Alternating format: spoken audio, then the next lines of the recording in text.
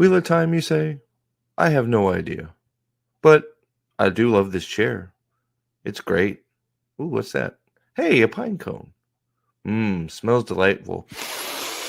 Let's get that out of here. Let's go. Man, my own bones are aching.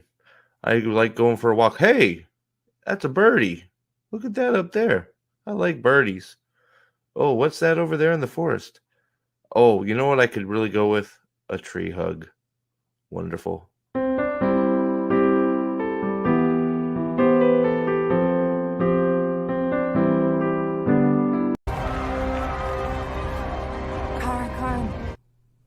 Carn! Hello. We are back, and yeah, it's gonna be an interesting night. I got lots of articles to catch up on here. You guys have been sending me articles for days and days and days and days, but we'll see. We'll see if I can catch up on some of them. I don't know that I can get to all of them, but I did. I did real quick. Yunan, good to see you. Good to see you, Gadfly.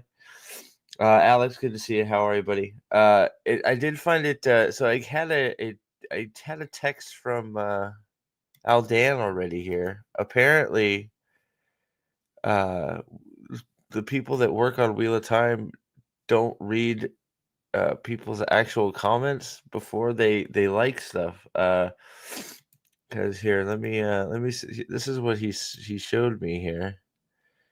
See if I can put it in a tab or something here. No, it's not gonna let me.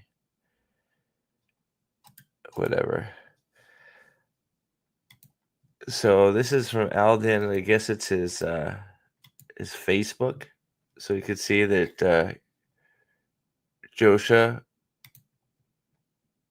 commented, gave a thumbs up on Aldan's comment, and Aldan says that his comment was,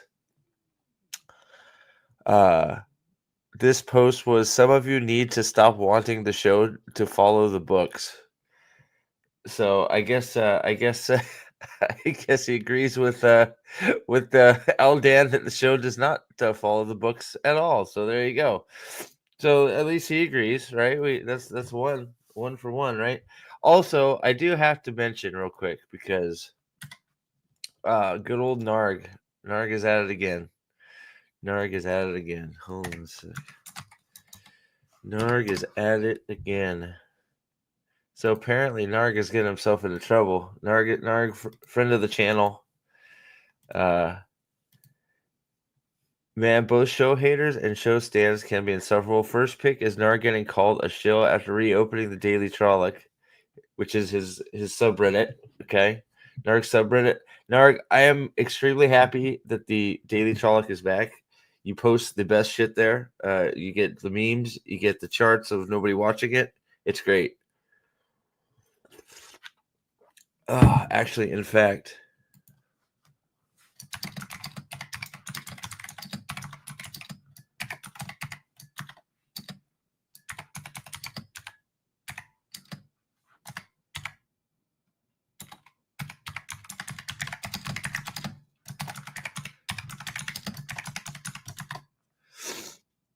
there we go. So support our boy Narg. Narg is good peoples. Okay, he don't deserve no flack. So apparently, another useless sub taken over by Amazon. So they're saying, I guess the Daily Trolloc has been taken over by Amazon, which not good because the Daily Trolloc is awesome. And then here we go. How are you feeling about season 3, Narg? Not watching it. 2 seasons was enough for Narg, and then sure, there you go. So it's not too bad, but you know, Narg is just playing the field, guys. Narg is just being a friendly Trolloc, gathering data.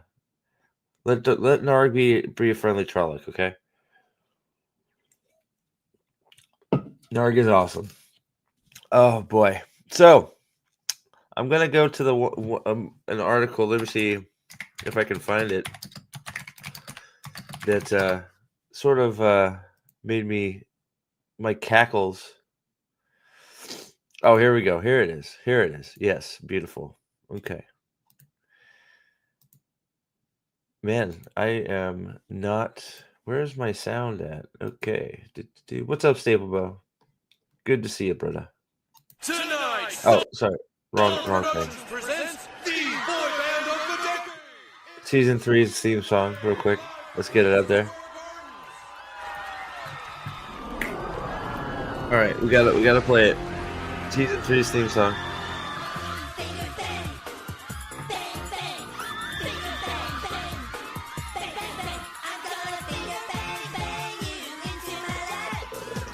And you gotta finger bang into the night. Yeah. Finger bang, it's alright. Finger bang, bang you into the night. Finger bang, bang you into the night. Girl, you gotta finger bang and it's alright. Finger bang and it's alright. Finger bang, bang you into the night. Alright. You little one with me, it's good for me, baby. Okay, sorry. No.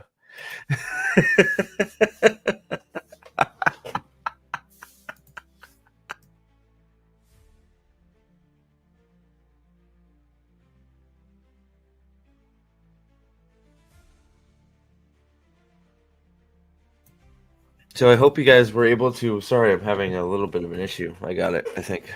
My chair's all fucked up, man. My voice is all messed up. My episode 1 review, I got so crazy. My voice went nuts. I didn't think I had a rant like that left in me. Did you guys think I had a rant like that left in me? Man, that was wild. It was wild and crazy. Let's see if we can make this a little bigger here. Let's do some real-time editing here. Let's see if we can't make this bigger. StreamYards, do better. God damn it. Excuse me. I guess that's no. Alright, we'll just leave it. Alright.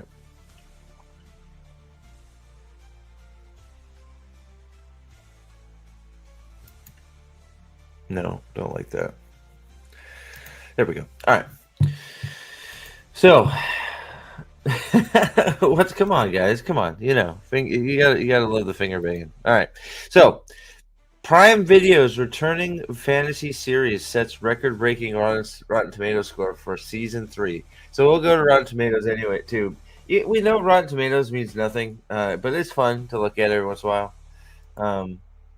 Make sure also, if you haven't seen my review, go check it out. It's pretty good. You know what? I want to put up a poll. Should I clip the rant out? Oh, Yunan's doing math. Should I clip my episode 1 rant for its own video? Question mark. Also, episode 2 review will be out tomorrow, probably around noon. Do you think I should premiere it again? I thought the premiere went pretty well, so that was good stuff. So we may do that again. I also I'm considering opening up to members tonight, so we'll see how long I go. So that is also possible. So, and by the end of the night, we will have a new, hopefully a new badge being crafted for the channel. The wolf head medallion. I have been in negotiations with somebody to get made, so we are on our way to some more goodies for the channel. We're gonna get back on that. I miss it.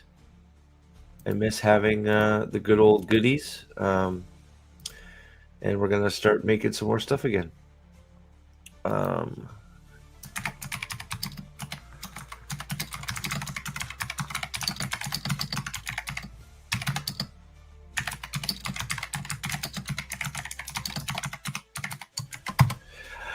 There, I did it. Now I can't avoid it. All right, so let's see here. Is this big enough? Let us make it bigger. Your eyes shall be awakened. There we go. All right. Prime Video, here we go. After year and a half, Wheel of Time's finally returned. Thank God. Holy shit. Set in the high fantasy world. Debatable. Bold plot changes. Oh shit. Maybe I should just go down the rabbit hole and click on every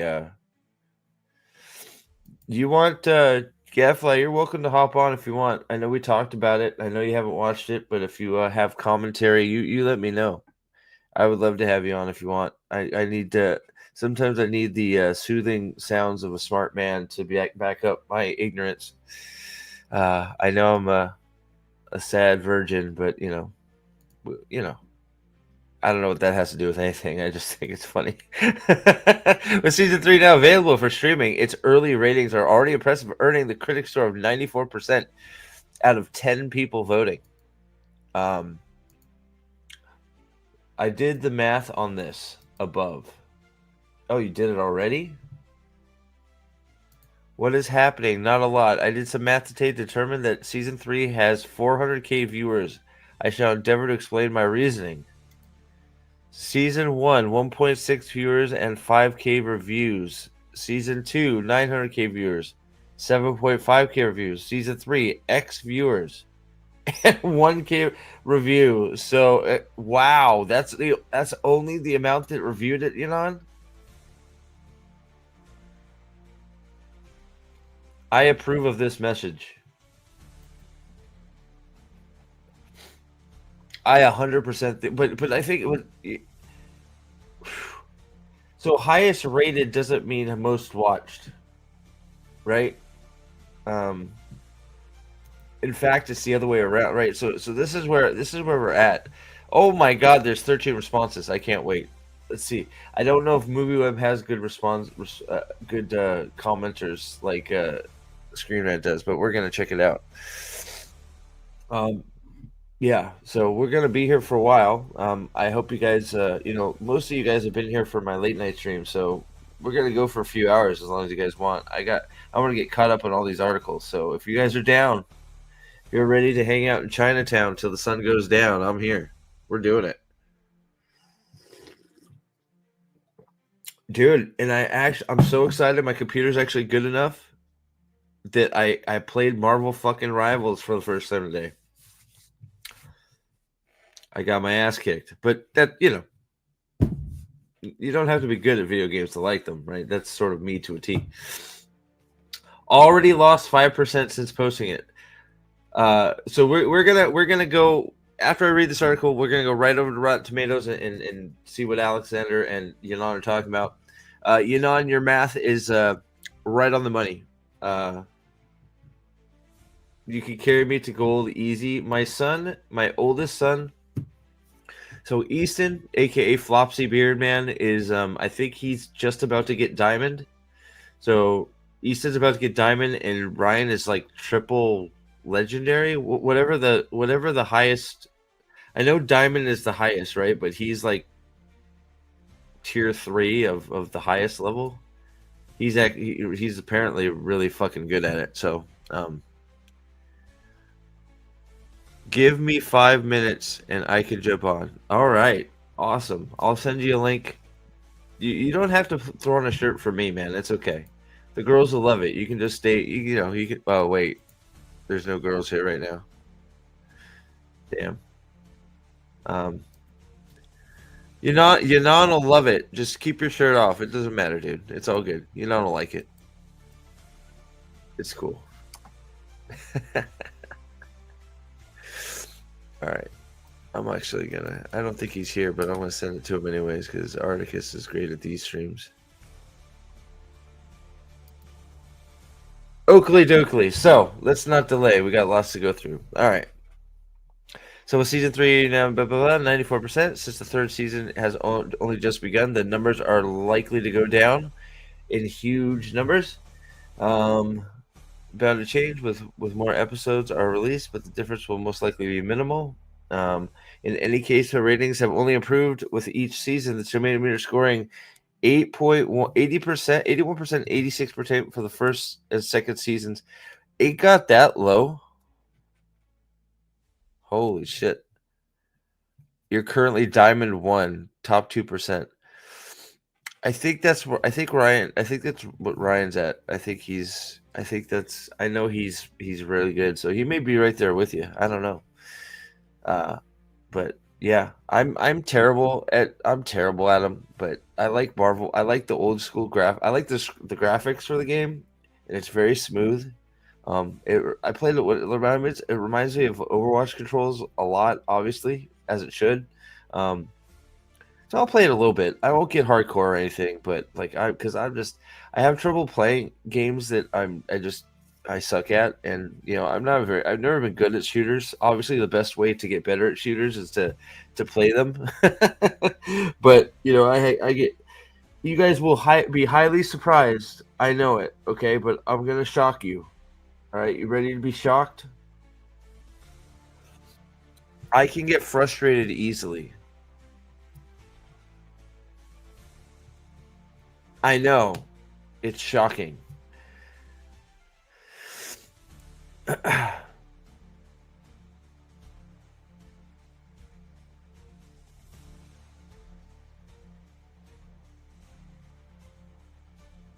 lost my train of thought, but yeah, I could get frustrated easily. So I lose and like I get my ass kicked and I go out there, I die, and then I get frustrated and turn it off. So I'm gonna try and do better. I'm gonna try and be better, Senator. Okay, all right. Why the Wheel of Time season 3 ratings are through the roof? Well, that's debatable whether they're through the roof or not.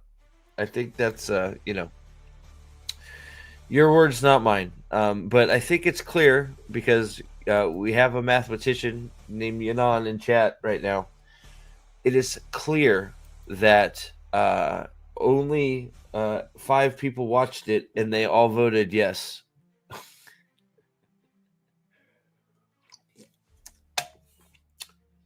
No, it is clear that the only people voting these things, the only ones commenting on these things right now, are the same people who also watched season 1 18 times and left it on replay.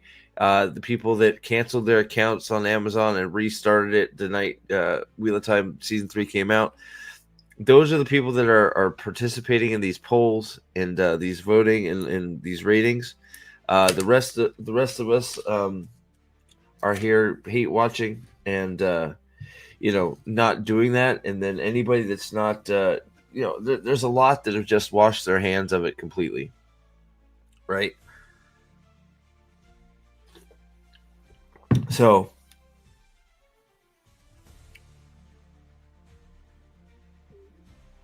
oh man, real quick, I need to do something real quick. I'm sorry about this. I had to make sure my stuff was working, and it really wasn't. I think it's working now. Oh, fuck.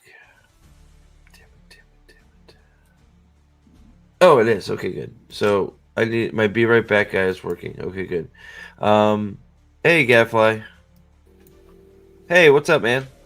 How's it going? Just in time for me to have to step away for a second. Do you want to? I can leave the mic open and you can say your piece. I'll be back like I almost just said 5 minutes. I need 30 seconds to maybe go downstairs real quick to grab something. So I'll leave you. You can say whatever you want. Don't get me kicked off YouTube. I'll be back in 2 seconds. Does that work? Yeah. All right. I'll be right back. Sorry. Gadfly, everybody. Don't be nice. Don't hurt him. Okay. I'll be right back. Well, this is turning out to be an interesting little series of articles. Survivorship bias is a real thing. The longer you go on with something, the more the statistical information for that period of time is bizarre. In case you didn't know about survivorship bias, it comes about from from World War II, when the planes were flying back in from trips abroad, and they were noticing all the bullet patterns in the ships that came back. And so some guy was like, all right, well, we're just going to reinforce those parts of the planes that have all these different bullet holes. And then some brilliant dude came around and was like, actually, we should reinforce the areas where we don't have the bullet holes, because those are the planes that are being shot down. And that's where survivorship bias comes in. The statistical information that you have available isn't always the direct answer.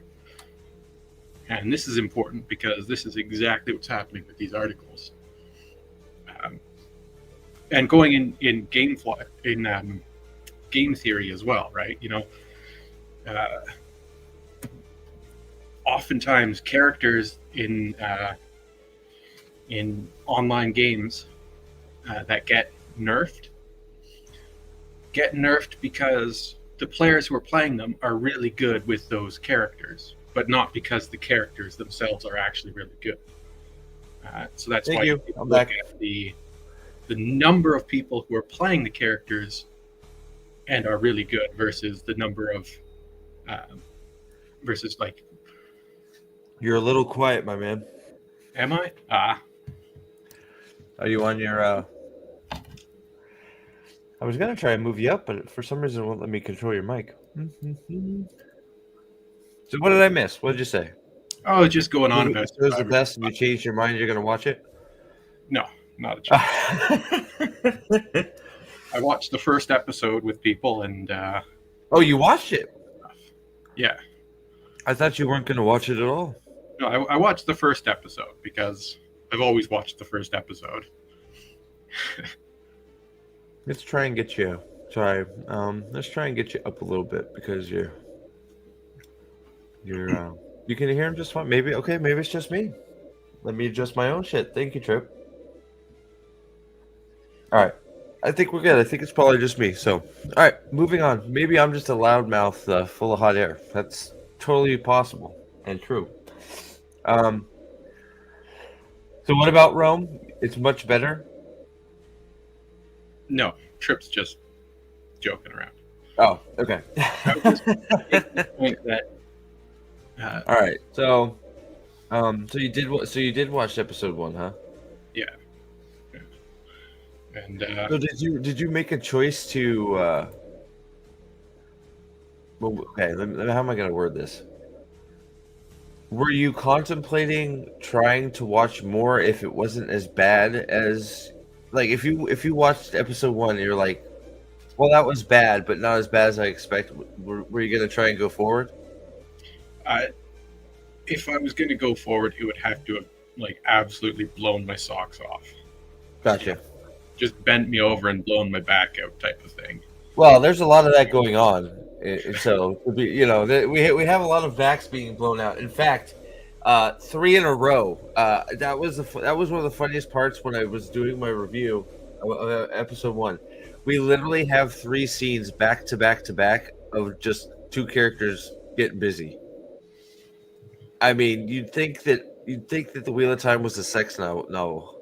Yeah, it's horny teenagers who haven't become adults. Yep, and they're drinking, so But what can you do? Okay, so let's see here. So, did you see? I'm sure you saw Yunan's math. Do you agree with that? I do. I can see the extrapolation, but I also think that is the best case scenario for Amazon. Yeah.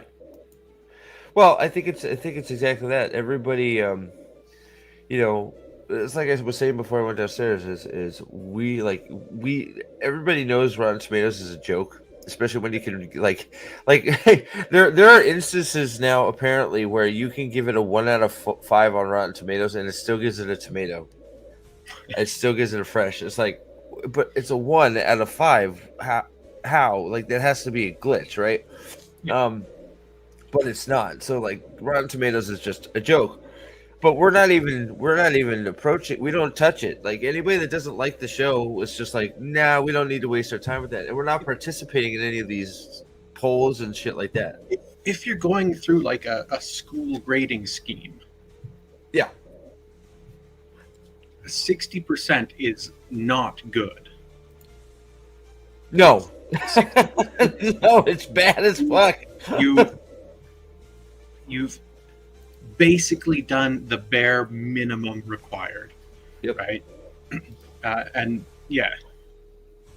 So like whenever I see like the 3 out of 5s and it's given it a fresh rating, I'm just like, and the best part is you look at those reviews. Yeah. Like the number compared to the text of the review, and there's even a disconnect there. Yeah. Right? It's like this show has some issues with character and pacing and blah blah blah blah blah blah blah blah blah blah blah blah blah blah blah. Yep. I'm going to give it a 4 out of 5. It's like, what? Yeah.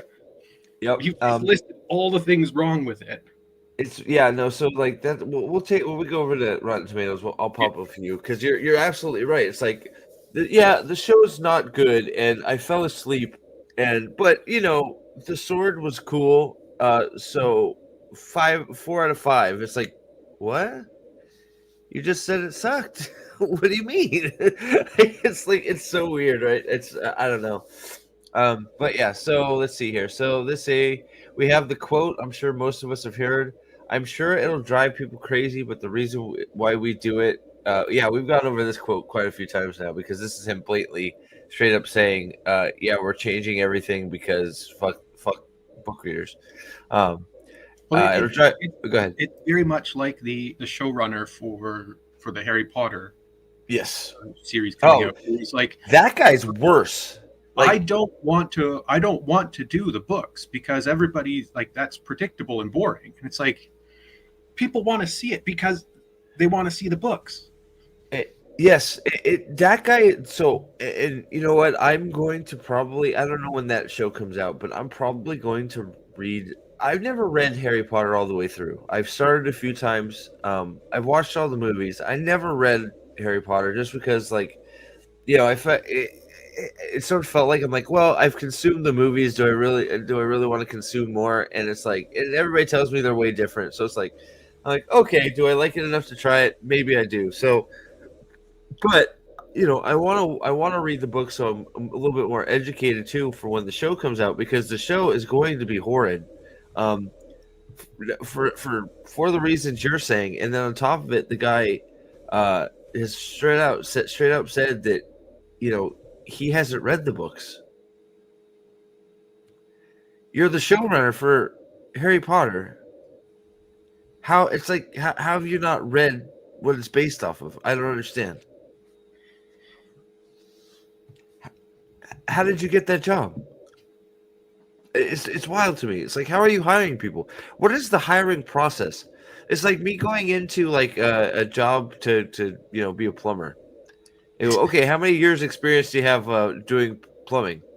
Well, none. I've wired a house.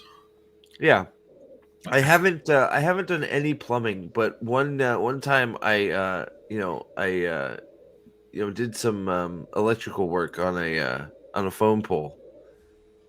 Yeah, it's like, what does that have to do with plumbing? Well, nothing. But you should give me the job anyways, because I need a job. Ideas on how plumbing should be done. Yeah. It's crazy. Bendy pipes. Let's just have pipes go straight down. That'll work. Yeah. That's the thing you want to hear a plumber say. How does the water get from A to B? I don't understand. It's like, oh boy, you're my plumber. Wonderful. But there's a reason why we do it. And that's because we want viewers to emotionally understand the relationships between these characters and how each one affects the other. I don't understand how writing. Go ahead. Sorry, I It's a talked over you. blatant lie because they are altering the relationships to be what they want them to be, not Yeah, what they are.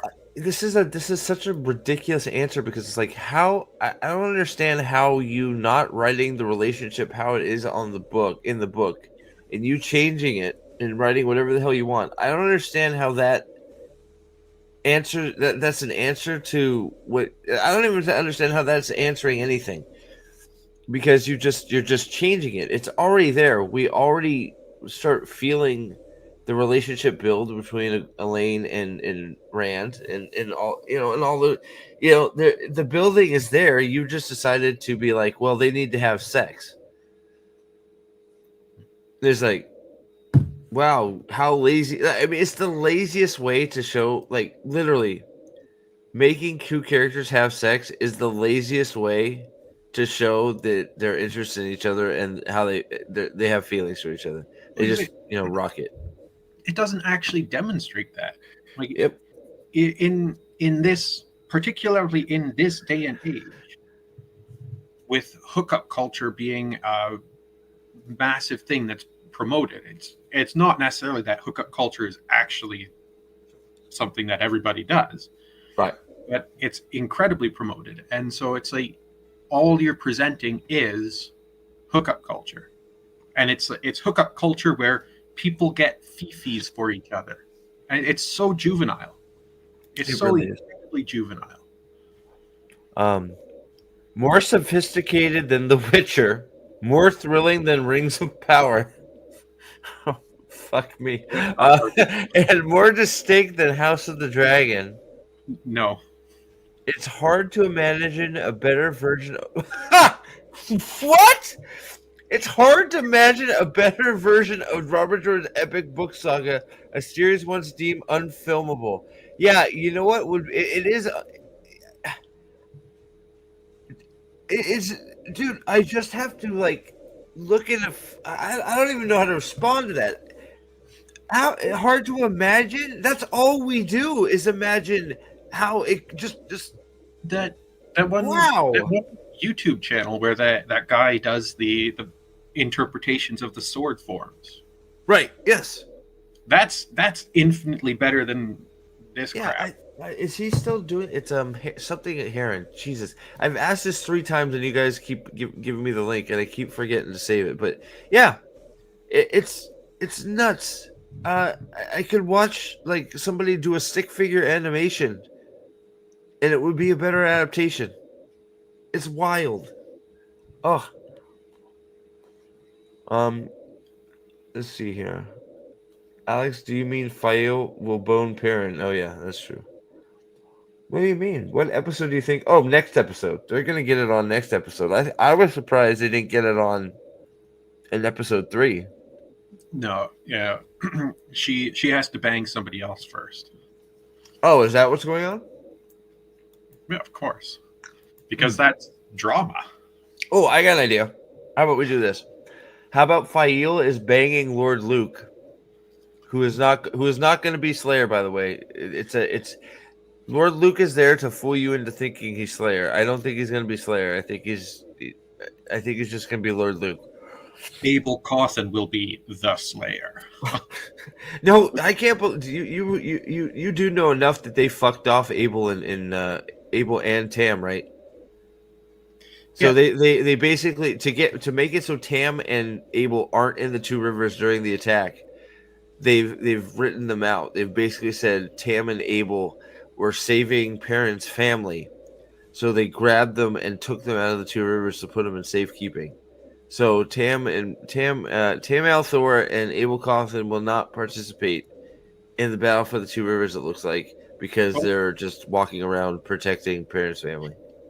Even if they do participate, yeah, it means they will have failed in that because spoilers, I guess, for the old series of books.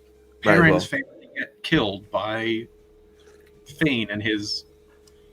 So they fail in that. But here's the other thing that's really stupid about that, because Abel and Tam weren't in the Two Rivers when the White Cloaks arrived.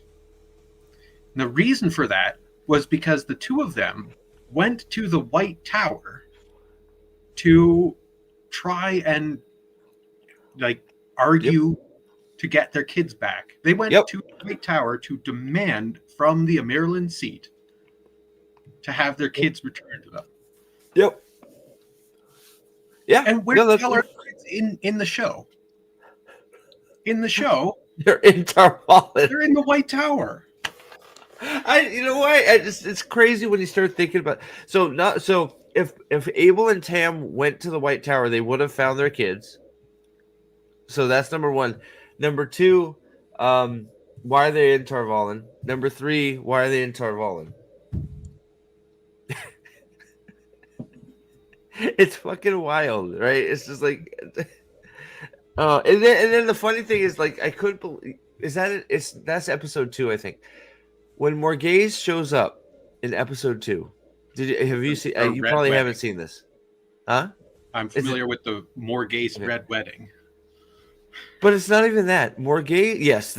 Oh God, what a fucking terrible! Like, it's like shockingly bad. So they turned the peace-loving diplomat, yes, Morghese, who was a shrewd politician, but not necessarily the greatest. But she was also an incredibly just and noble person. Yep. Into a Machiavellian bitch. Yep, that was one of the things my brother said. Was they ruined it in seconds. They took away any political prowess that Morghese has shown to be, any cunning or smarts, just for some brutal bullshit moment to try and make her look ruthless instead of politically savvy. They ruined Morghese in a second, and it's like it's also it's wild to me that she goes out in there and she's like, "Where's my daughter?" And it's like, she's there. Just give her your. It's like, hey, show. Did you show this doesn't work because she's there?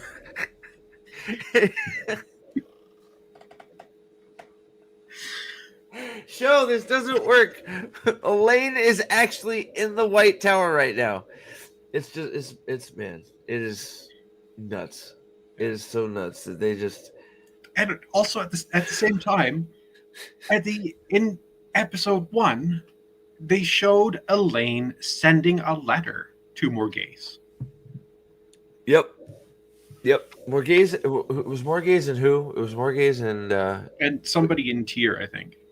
But like right. that was an Andoran messenger with the white lion of Andor or the rose of Trikand or whatever it was.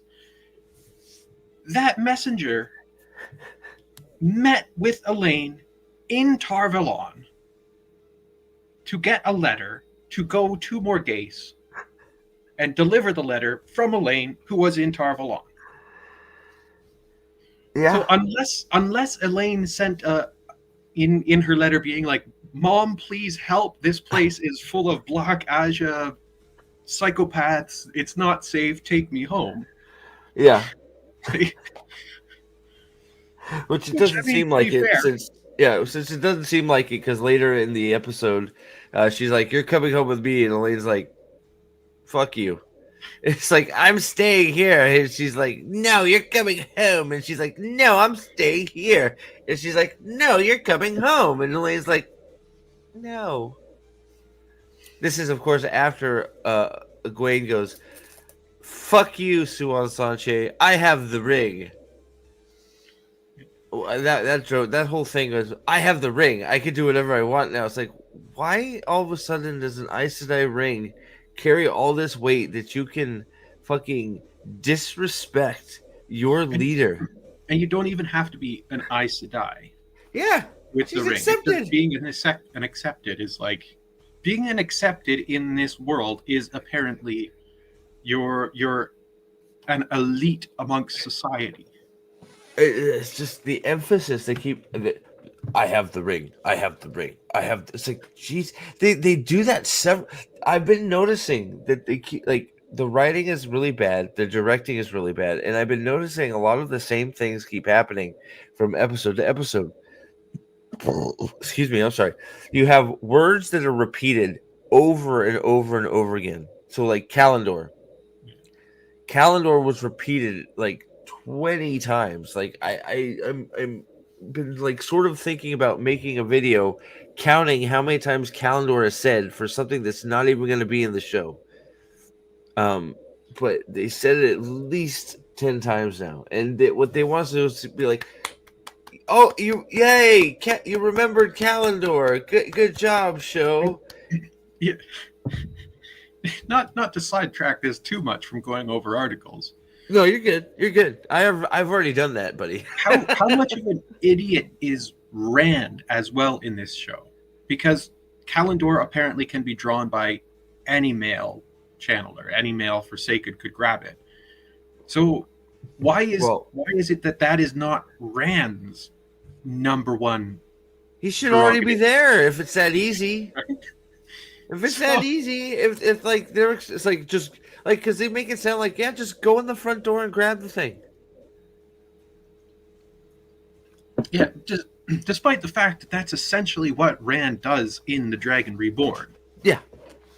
Yeah, with a lot of shit happening, but there's a lot of distractions that allow him to get through all the. But there's also like that's. Like, he had to get rid of all the fucking the millions of traps that were on it, right? I mean, like, there were all kinds of sophisticated weaves left and tied off, right? But it's just like, no. And why does Moraine know any of this about Calendar? What is leading her to the assumption? That's the thing. You have the shows. It's like they do some of this shit on purpose. So, like, they purposefully forgot that tying off weaves is a thing because they need the show to not be able to do that, so they can then write the bad line of Moraine going, "You can just go and grab it. Any male channeler can." And it's like, so you've done all, like, we thought you made a mistake. You've done all this bad writing on purpose so you can allow you to do other bad writing instances. Because Moraine shouldn't know shit about Calendar, and if it was, she's basically getting him killed again for going. Just go get it. Just go get it. Just like the Eye of the World plan. Hey, we're gonna go to the Eye of the World. We're gonna wake up the devil, and you're gonna kill him. Oh, how am I gonna do that? Oh, I don't know. I have this fucking little thingy. Just use it. It's a little thingy. Like apparently guys can use it. Use the thingy and kill the devil. Apparently come on. Guys can use it, and I grabbed one that guys can use, but not one that girls can use, despite the fact that thinking that the Dragon Reborn could be a guy or a girl. Yeah, right, exactly. Lyle Hammock, my man. Holy shit, coming in hot. Thank you, Lyle. $50 super chat. Thank you so much. What's up, Steve? How are you, my friend? I know it's been a minute, but work has consumed my life lately. I still watch your videos, video replays, so I'm here in that spirit, I guess. But my God, this show is not as bad. Wait, my God, this show is not bad. It's a plague on human sentience made by morons. Hail, Lyle. Couldn't say it better myself, my friend. Thank you very, very much. I'm glad you're at least able to catch them on the replays. But thank you for always supporting the channel and for being here. And thank you very much for your super chat, as always. And yeah, man, it's really bad. It's really bad. It's another level of bad this season. It's really, really getting worse and worse. But so go ahead. Just straight up bad writing form in general.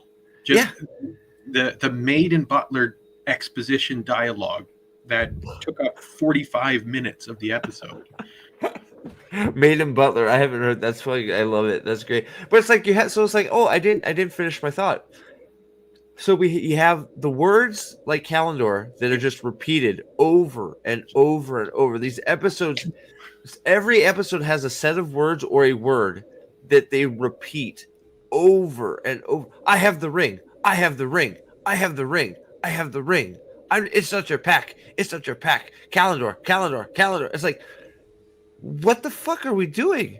So you have a phrase or a word in each episode which they repeat and just push emphasis into it, regardless of if it makes sense. Then we have this weird thing where the directors or the editing or whatever is just so bad that you watch characters walk from one place to another. Well, like it's really obvious in action scenes. There's stuff happening, right? You see character stop what they're doing, walk to spot in floor, then Then turn continue. around and continue acting. It's like you what how could you do that? You're in the middle of a fight. You just stopped, walked to new place, and You hit the couldn't- start button again. It's You crazy. couldn't walk and channel at the same time. Yeah, well, I mean, it's really, really evident in the, the 11 minutes of cringe, but it's happened several times where they have to walk to their spot, and then when they get to their spot in the floor, they start acting. And it's like, the only thing that would be better is if there were footprints on the ground, like, like here is your spot. Stand here before acting. It's like, oh my gosh. A little X on the tile. Yeah. Everywhere. Yeah, there's just a little X there saying act. You can now act. It's like if you're not stepping on this button on the floor, your mic is not on. Make sure you step on the mic button. Oh my god. So thank you very much, Lyle. I appreciate you, buddy. And I'm glad you're listening. It's always good to have you around, bud. If Rand has a fight in the season finale, will he have Kalendor by the end? By the end, one of the girls will get it for him. I don't think Kalendor is actually going to be in this season. I think they're heavily setting it up to try and make it be the focal point of the next season if they actually do it. We'll see though. We didn't get any reports of them going to anywhere that would like be tier-esque, but they can build it anywhere, I guess.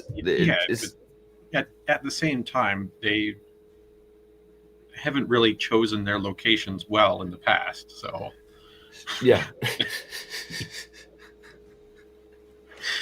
There was a post out there that somebody was like talking about how it was surreal that like they were back in the Two Rivers after everything that happened. It's like, oh, you mean after you burned it down and didn't realize that you had to do more stuff there, so you had to rebuild it and waste all that money? Yeah. Pretty surreal. And they keep furnishing them. They keep furnishing the fake places. Stop furnishing them. Just make them empty. Oh, God.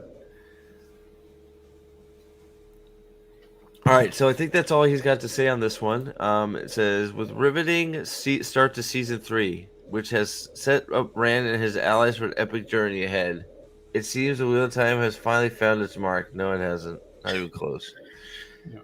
Comments. Let's see here. Let's see how many there are. Let's see. There's 13. Ooh, let's see what happens. All right, let's see. So, Martin. Third season is better, so was 2 because they stopped straying from the books. Wow, this is a bot comment.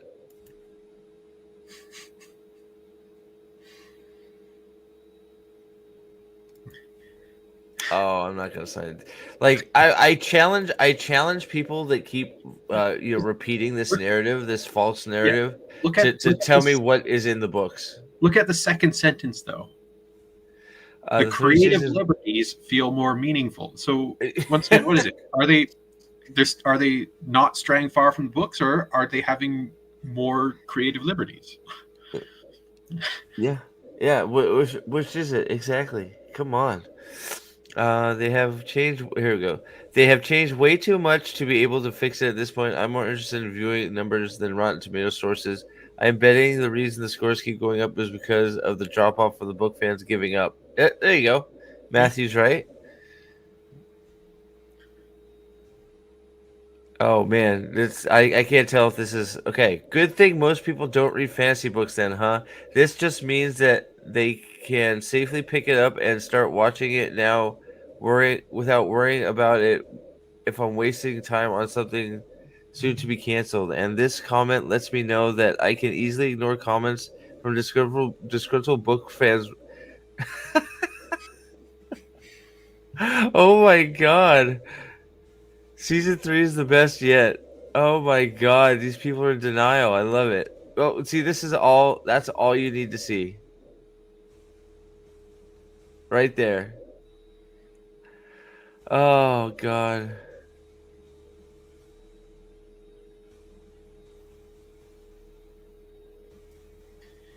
Yeah, so it's so the actual fans of the series haven't invaded movie web yet. So the series is dope.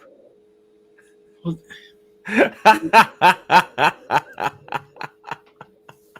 Okay, let's go to Rotten Tomatoes and then I'll go into the Discord because like I'm sure there's gonna be more of that in the comments here in Rotten Tomatoes, but let's see here.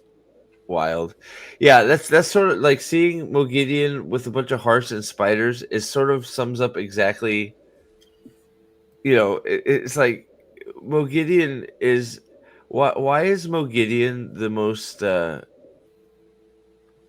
this, why are you making literally the biggest pussy of the Forsaken the most intimidating and scary of the Forsaken? It doesn't make any sense. It doesn't make any sense. Whoa, whoa, whoa! Is this right? Is this season 3, or is that Wheel of Time all? That has to be all the whole thing. Season 3. Yeah. Okay, it was season 3.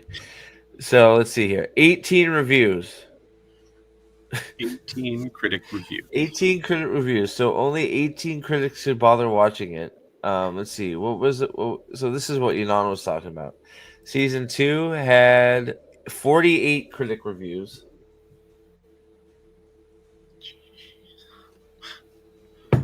Fuck me. Wow, that is a huge difference. And then season 1 Like, had there's only 40%. 94. So that's they've pretty much lost 80% of their critic reviews from season 1. Yep. And yeah, we can also be a little bit fair and mention, of course, that it just came out. But a lot of these reviews they're gonna do when they come out because they want to be in the front of this. They want to get the review out early, so they're your source Remember for the show, right? they gave the whole season to a handful of people. Yeah. So Yeah. I can only assume that at least some of these critics have had the whole season. Yeah. Oh no, yeah.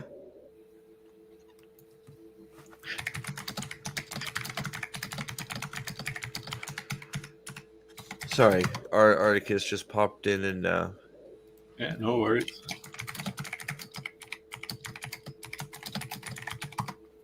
he told me he just popped in and said he might jump in. So yeah, so 18 reviews. Last time I looked, there's only 4 top critics. That seems really low. So only four people that are actual top critics from top magazines. So that's Mr. Ogie there. That's the guy that that's that retarded Christine. I read this one. This time around, the expansion of the world come off like a ticked off checklist, and a massage to the reader inventory of sections, settings, cultures, and villains. With our hero's journey feeling certainly designed but not entirely earned. More sophisticated. So that's the whole with the- writing process. It's like I want to have this scene with these characters, and so we're going to write that, and then I want to have this scene with these characters, and this scene with these characters, And oh, how do we get from this scene to this scene to this scene? Oh, I don't care. Just Yeah. throw stuff in there. Well, what's interesting, from the top critic stuff, these are the same ones that were there after the fan event. I remember because I came here. These are the same 4. Well, actually, that might not be true. It might have been 2. I feel like I know this guy was here and I know that guy was there. But it's wild that like the people that showed up after that fan event, and then like nobody else has come to rate this junk. It's crazy. So we know that at least those 2 were given the whole season. Yes. Well, I mean, it's funny that I can't believe they're letting them come right out and say that they've given some of these YouTubers like Nameless. I'm sure Nameless and the normal suspects all have it.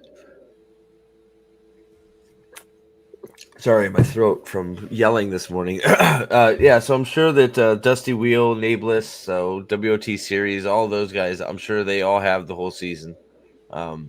For trying to pander to the audience and get them to watch it. Let's see if we can get to some negatives. Should I just read the negatives, or should I read some positives, guys? What do you think? What do you think? Balance it out a bit. Okay. Well, I want to go to a negative first. What are people actually praising about this show? That is a great idea. So we'll go back to do that. But right now, that is still just the one from the AV Club. We only have 1 splat so far. Is that it? This is just top crit. Oh, there's only 19 of them. I forgot. O'Keefe is so captivating as Forsaken Lammer, so deft at balancing the character's outright villainy with emotional depths. It makes Lanfear as likable, even as able to root for, as she is dangerous and unpredictable. Yeah, okay, so she's liking this different Lanfear, right? Oh gosh, let's root for the one of the devils. She literally just mass murdered a whole city, and she just murdered two of our main characters. Well, no, actually, the Gray Man one isn't her fault. She can't take credit for that one, right? Oh, there he is. What's up, buddy? Yo, How you doing? good. How are you? Well, we're just trying to catch up on some articles, man. There's a whole bunch that I haven't got to yet, so I figured let's take some time, check them out, see what we got going on. I've been keeping an eye on social media, and it looks like us White Cloaks are more popular than the show right now. Oh yeah, Yeah, really? I Yeah, love to hear that. every second tweet is about us, the nasty book cloaks. Good, because fuck this. It's wild how bad it is. It's like I did my review and I didn't realize I was so angry, and I didn't realize I had a rant in me. But there it came out. It was just like wow. It's like I actually hurt my voice, but like it's crazy bad. Like watching it again for the review. Oof. Yeah. All the laughs were gone for the second watch. Maybe the third watch will come back because we can make fun of them and it won't be as fresh, right? But yeah, you were mentioning how you were that Nameless and all of them might have gotten this entire season. They know. I know. We know they have. He said it straight up. Yeah. And like how he was couching his opinions even within the review. It was like. Yep. Yeah, I didn't watch the whole thing. I just know somebody sent me a link, and I know he has the whole season already, which is interesting. But he did it's better than season 2. The production quality went up. The special effects are really nice. The set designs and costumes, I love them. The characters, not so much. The plot. Oh god! So if there's one thing to take away from this season, it's that it's indisputably the show's biggest and boldest offering yet. Season 3 is quite cinematic and expansive in more ways than one. So I'm not going to give a review. I'm just going to say that they spent a lot of money. Okay, good. Oh, they had the remainder of the budget to blow through before it was canceled, so Yeah. I would imagine they spent all they could. Not even gonna read that one. That was nonsense. For those who enjoy a protein-packed hero's journey, it delivers quite a punch. Sure, it does. They're doing everything they can to There's like, eliminate as much of the hero's journey as look, they possibly can. you want to know what's crazy? They really think the hero's journey is scenes of them walking through mountains, and they go, "Look, they're journeying." You see, they're going on a journey. That's the hero's journey, right? You see how They they're did- walking through the hills?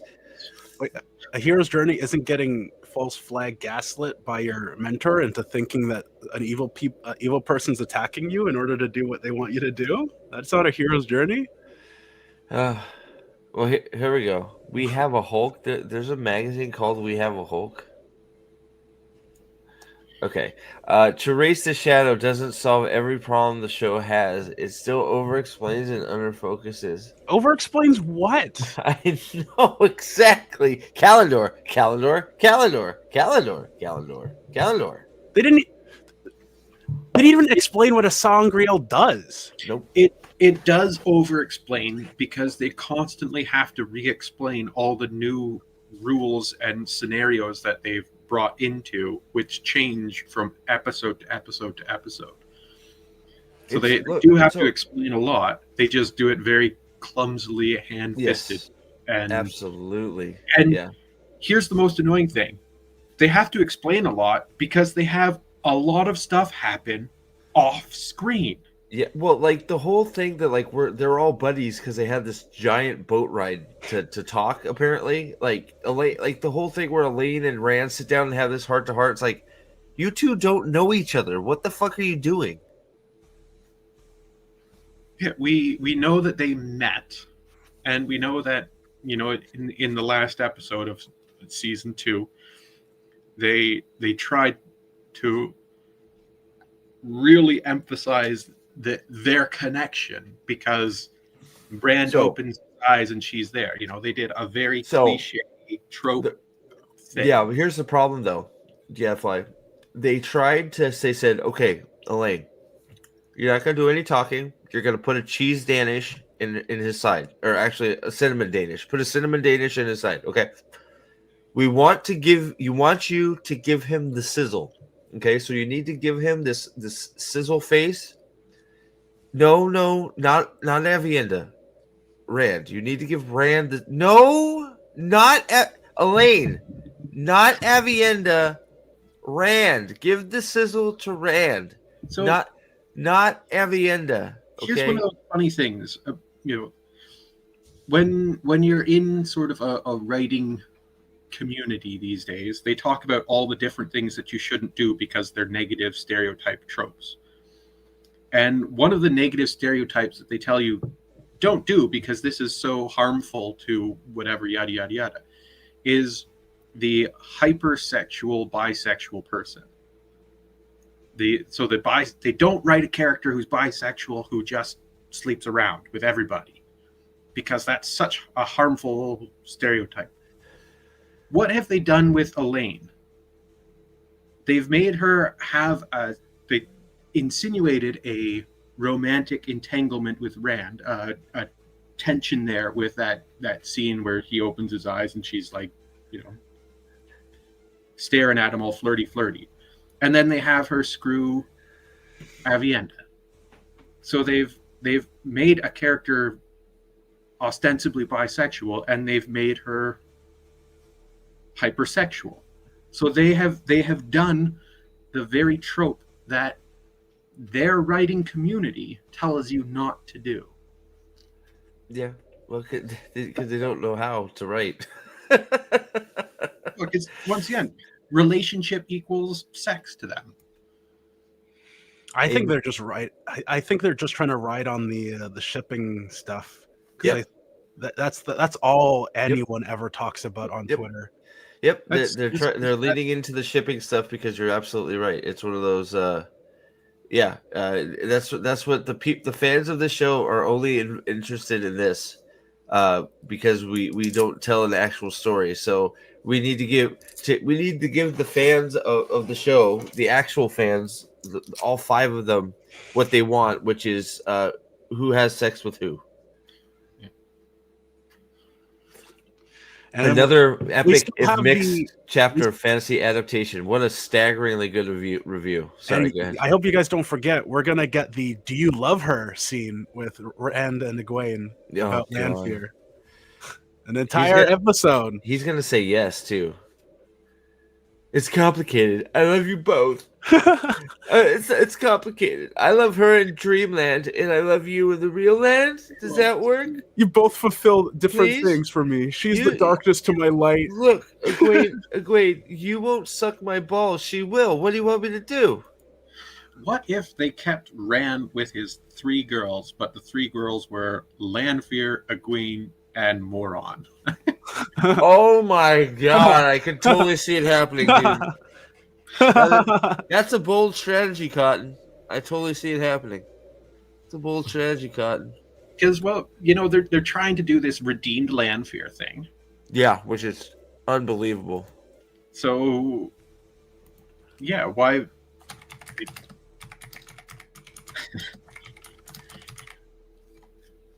Yeah, I can just see them doing some absolute garbage like that. Redeemed Lanfear. Did you ever think you'd ever hear anybody say that? No. Because the character is an irredeemable. She's the devil. She's the devil. Nobody in Randland is irredeemable, but she's irredeemable because of her choices and her ambitions. She was given ample times to turn tail and switch. Even near the end, like, and I know people don't like how Sanderson wrote it with Perrin, but she had an out. The Dark One was losing. People kind of forgot about her, and even then, she still tried to weasel her way in. Yeah, she could have took off.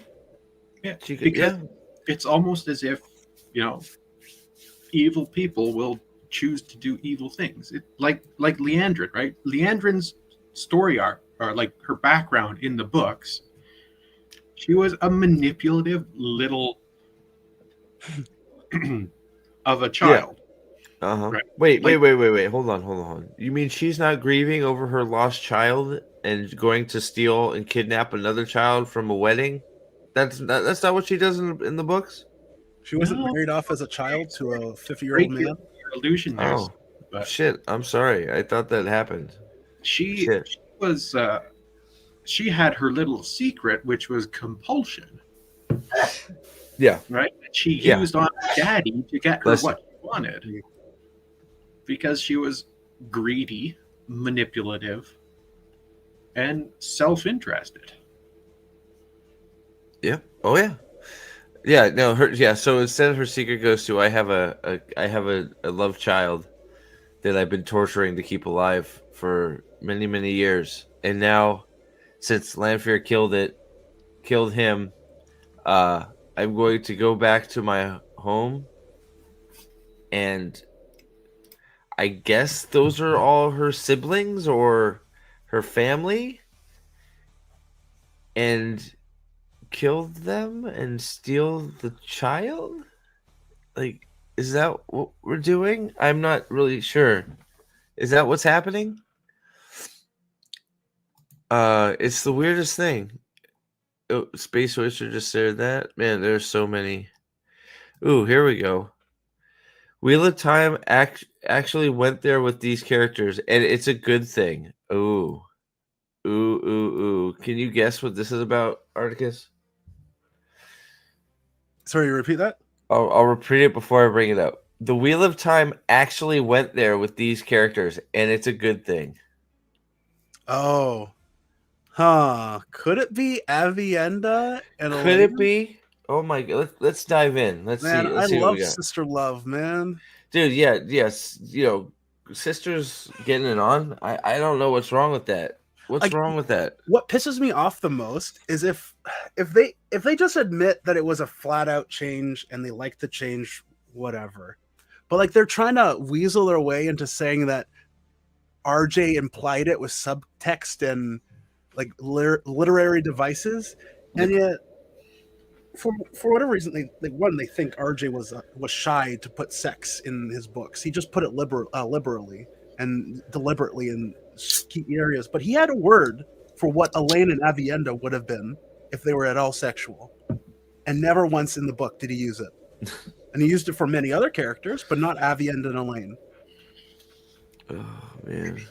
You also just use the examples of the character's point of view dealing with that other character, and the thoughts and the phrases that come up in that. Like I would argue. Oh, sorry, you go on. There's never a single instance in the entirety of the Wheel of Time books where Elaine's thoughts about Avienda, when you're inside her head, could be determined as sexual, and vice versa with Avienda to Elaine. Just like how they think about each other. Yeah. And we know how they think about each other because we're in their heads. Yeah.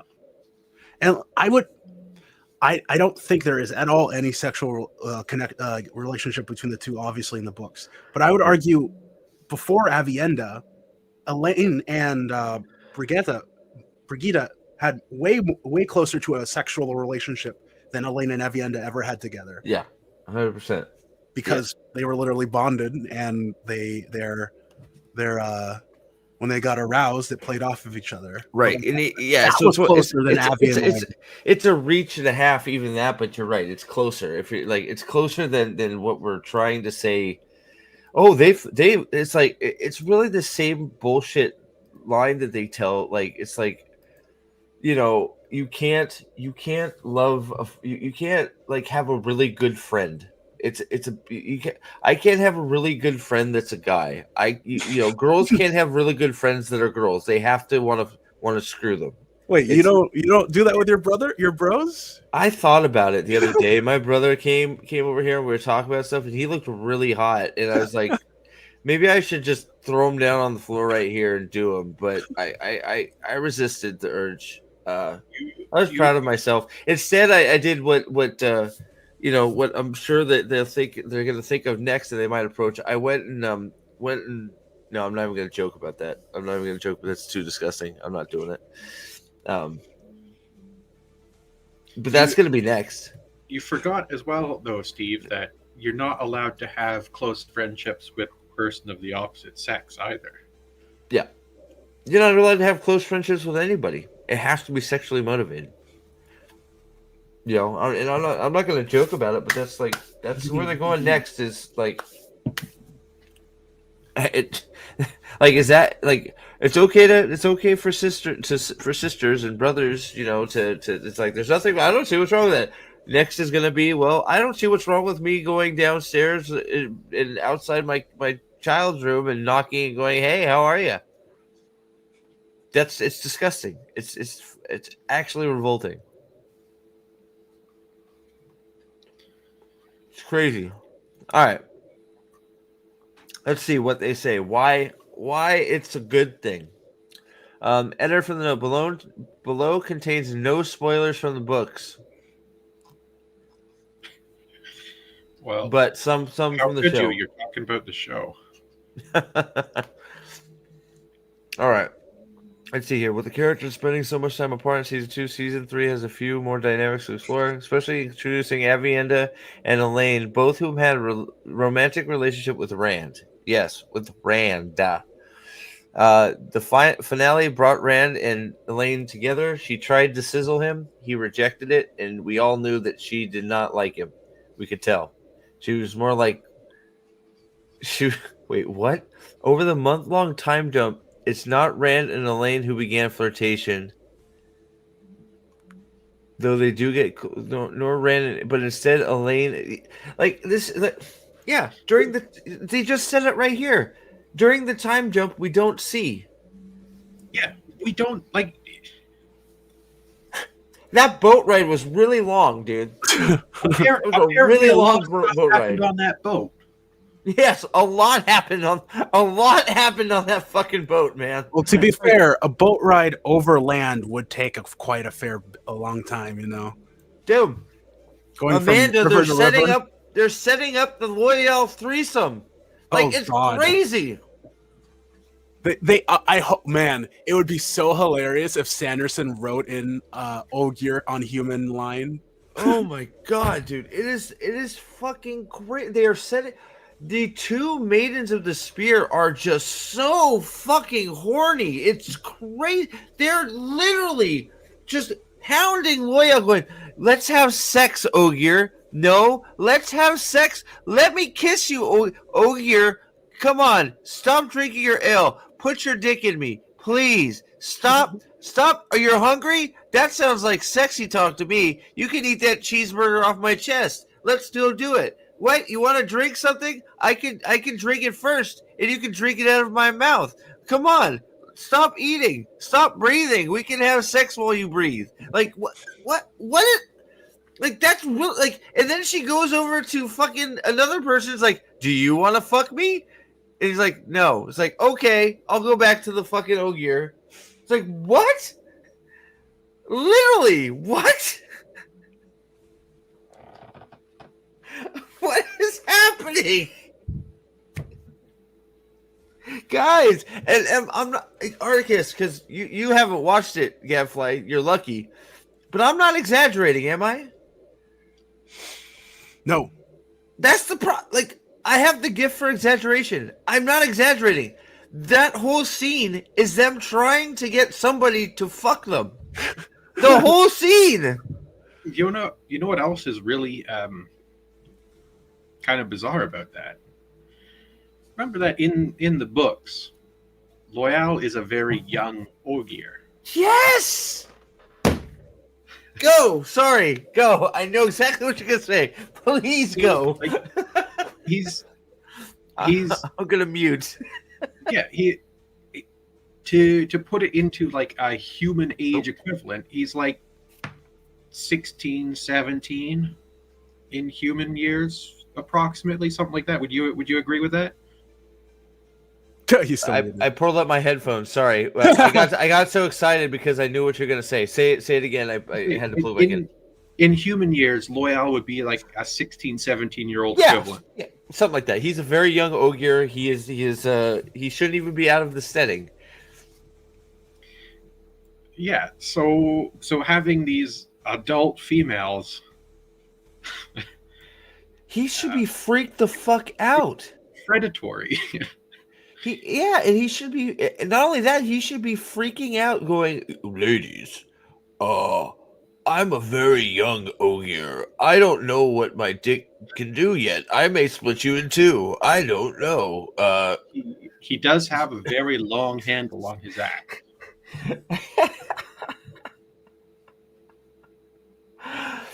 I can't believe it. Like, they just, yes.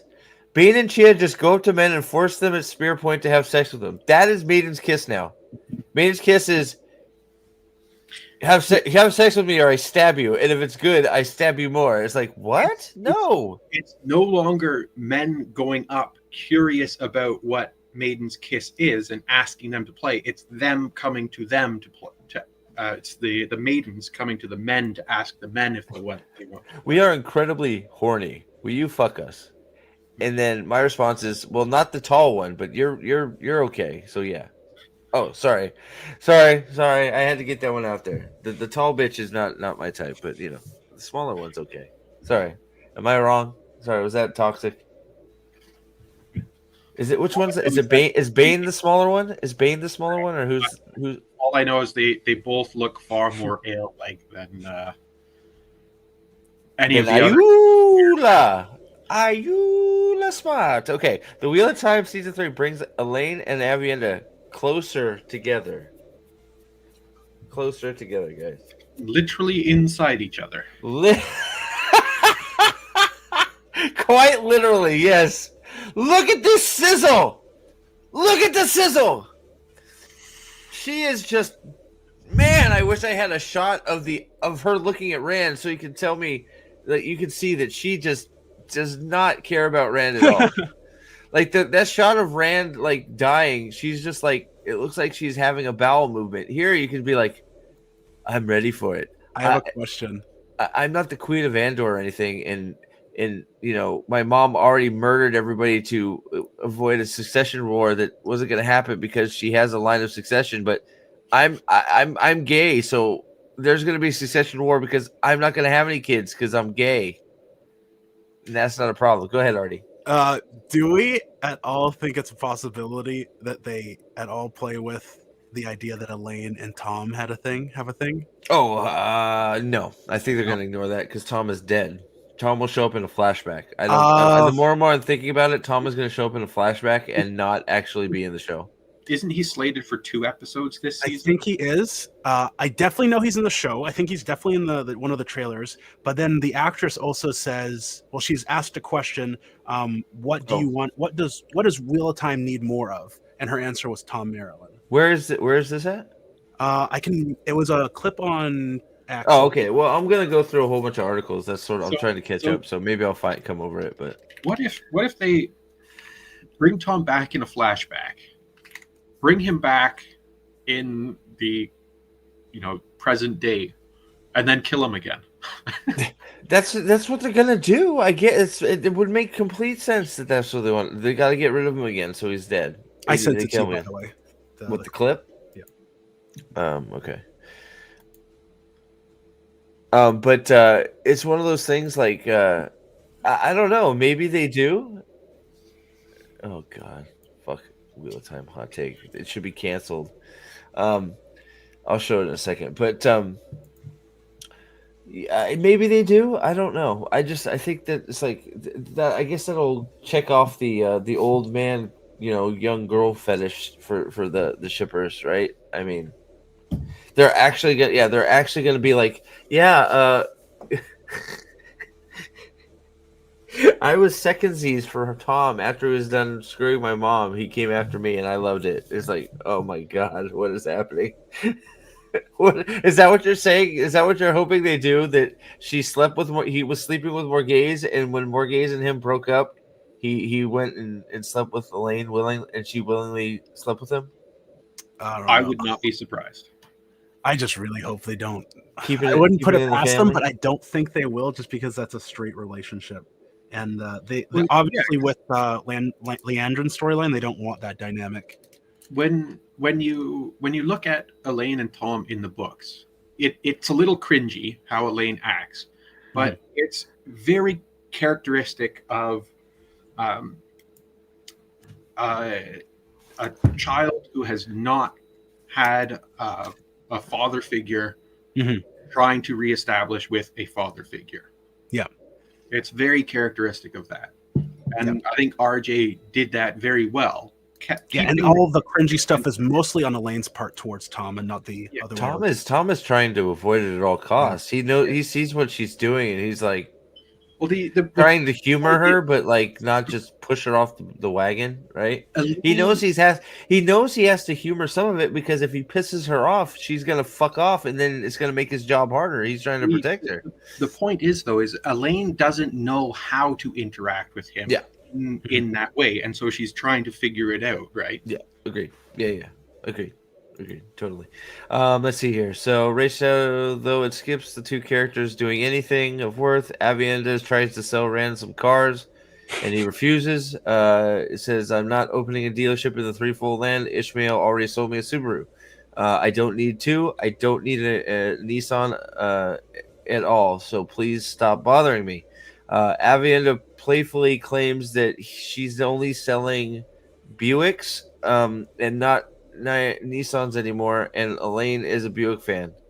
For her part, Elaine says that she would love to buy a Buick, but only if she can pay in sex, and so she does.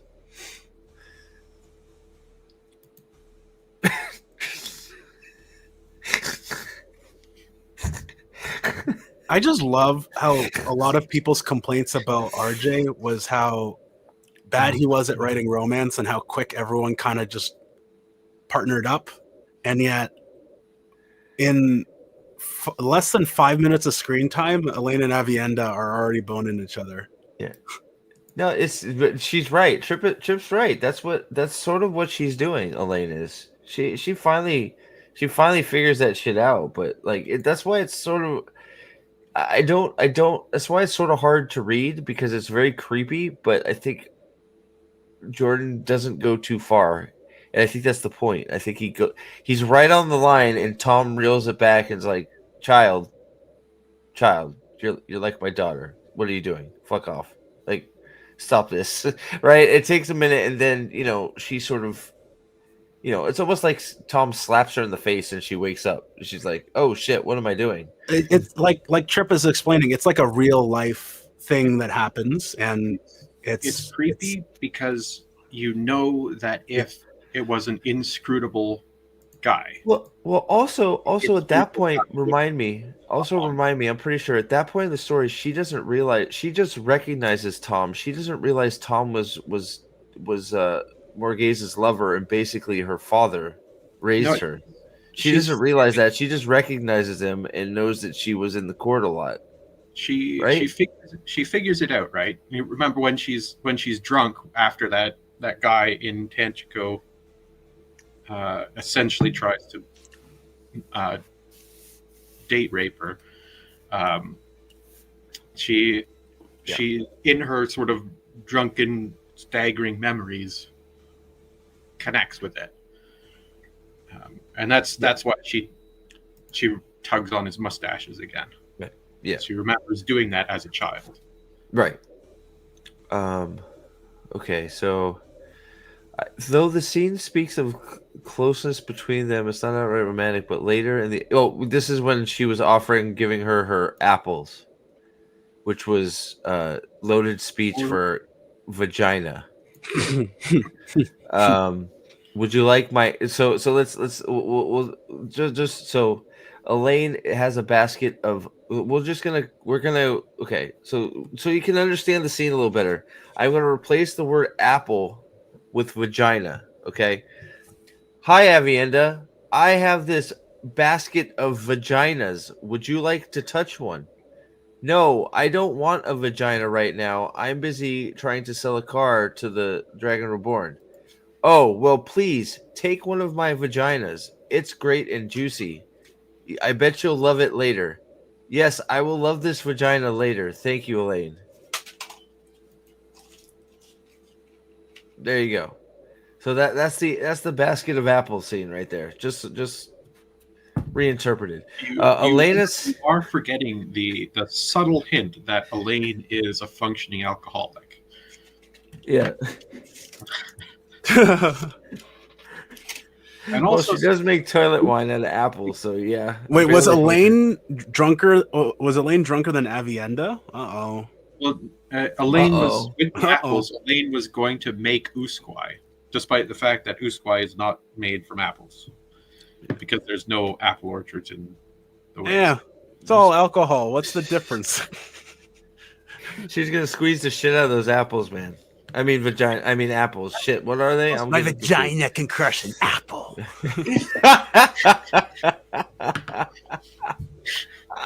I could crush an apple in my vagina. I also didn't realize that Elaine was essentially the Messiah, because apparently she can make liquid into alcohol in a couple hours. Yeah, just from looking at it. It's all that she has the ring. That's all that's important. Wait, does she? No, she doesn't yet.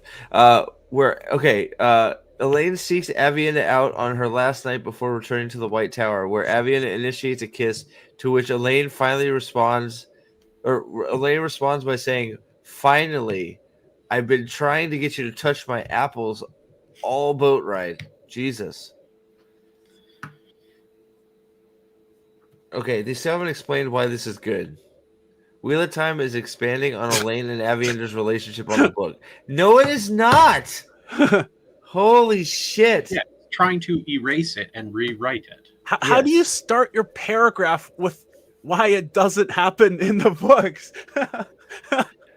Wait, is that what this is? Oh, yeah, okay. While Elaine and Avienda never had a romantic relationship in the books, they are close. Though they have feelings for Rand and it could easily have become competition, they instead share deep friendship and one could say sisters, and eventually choose to be bonded as first sisters by Ayo customs. It's deeper than customs. They literally do a fucking ceremony Yeah. that puts them back in the same womb of a different person and makes them sisters officially. Yeah. They are, for all rights and purposes, actual sisters by the end of the ceremony.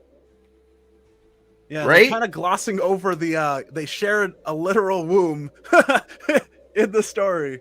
Yes. Oh god, they said share deep friendship, giving them a unique connection. Elena and Avienda are from drastically different backgrounds. No shit.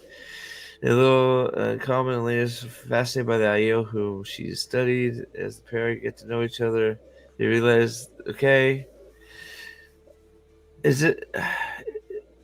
See This is them explaining what's going on in the book. Due to their bond, some might read between the lines. No, nobody reads between the lines. That is all made up bullshit. Nobody ever thinks that Elaine and Avienda are having sex. Nobody.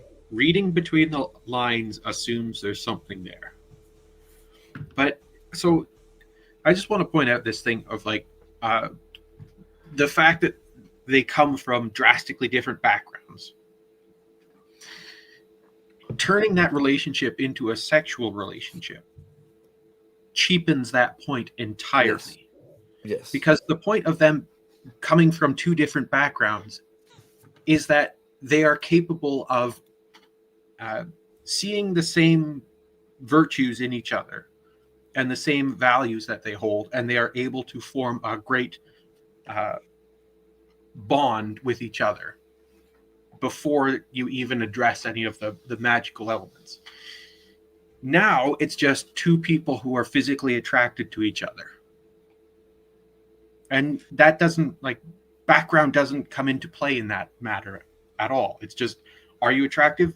Yes. Are you attractive? No. Ah, shit, sorry. I think the closest actual relationship that isn't completely toxic, although there are elements of it, obviously, is probably more Moraine and Swan. Although there is definitely some toxic power dynamics in that relationship. Well, you know, it's obviously an open relationship since you know, Moron was really ready to go bang Land's sister. Oh yeah, you forgot about that, right? Land basically encouraging Moron to go, you know, get a release because there's so much tension. So hey, Moraine, I can feel that you're all sexually frustrated. You should go screw that girl. Unbelievable. That's in Wheel of Time. That Lan is having a conversation with Moraine about her going and having sex with another woman because of stress. Maybe also Rand and his father in the first episode, but of course we didn't get almost any screen time with him at all. That's probably what do you mean them in the first episode? Trip was asking if there's any good relationships in the show, and I'm trying to think of any, and I'm the only one I could actually think about would probably be Rand and his father. Maybe Rand and Tam at the beginning. Maybe but they haven't had. Yeah, that's maybe the closest. I think that's probably accurate. To be fair, they've Rand and Lan have probably had the same amount of screen time together as Avienda. So this Wheel of Time change will improve Elaine and Avienda's future relationships with Rand. There won't be do you not understand? There won't be a future relationship with Rand. Not that it even matters. Why? Yeah, the whole reason they're doing the shipping stuff is because they know they're not going to get a fourth season, and they're throwing everything in the kitchen sink at this, trying to drum up attention. Yeah, so this is shocking. People go, "Oh my god, they did what?" And you're hoping shock value will get people there. Go ahead. Sorry. Were you saying something, dude? No. Okay. This this section here about it improving their future relationship with Rand is dependent on the writers actually keeping that relationship with Rand as well, which Right. is not a guaranteed thing. It's wild. Let's see here. Though it is a deviation from the source material, the choice to give Elaine and Avienda a clear romantic interest in each other before anything happens between them and Rand is an improvement. No, it's not. You're fucking... No, it isn't. I'm so tired of that shit, too.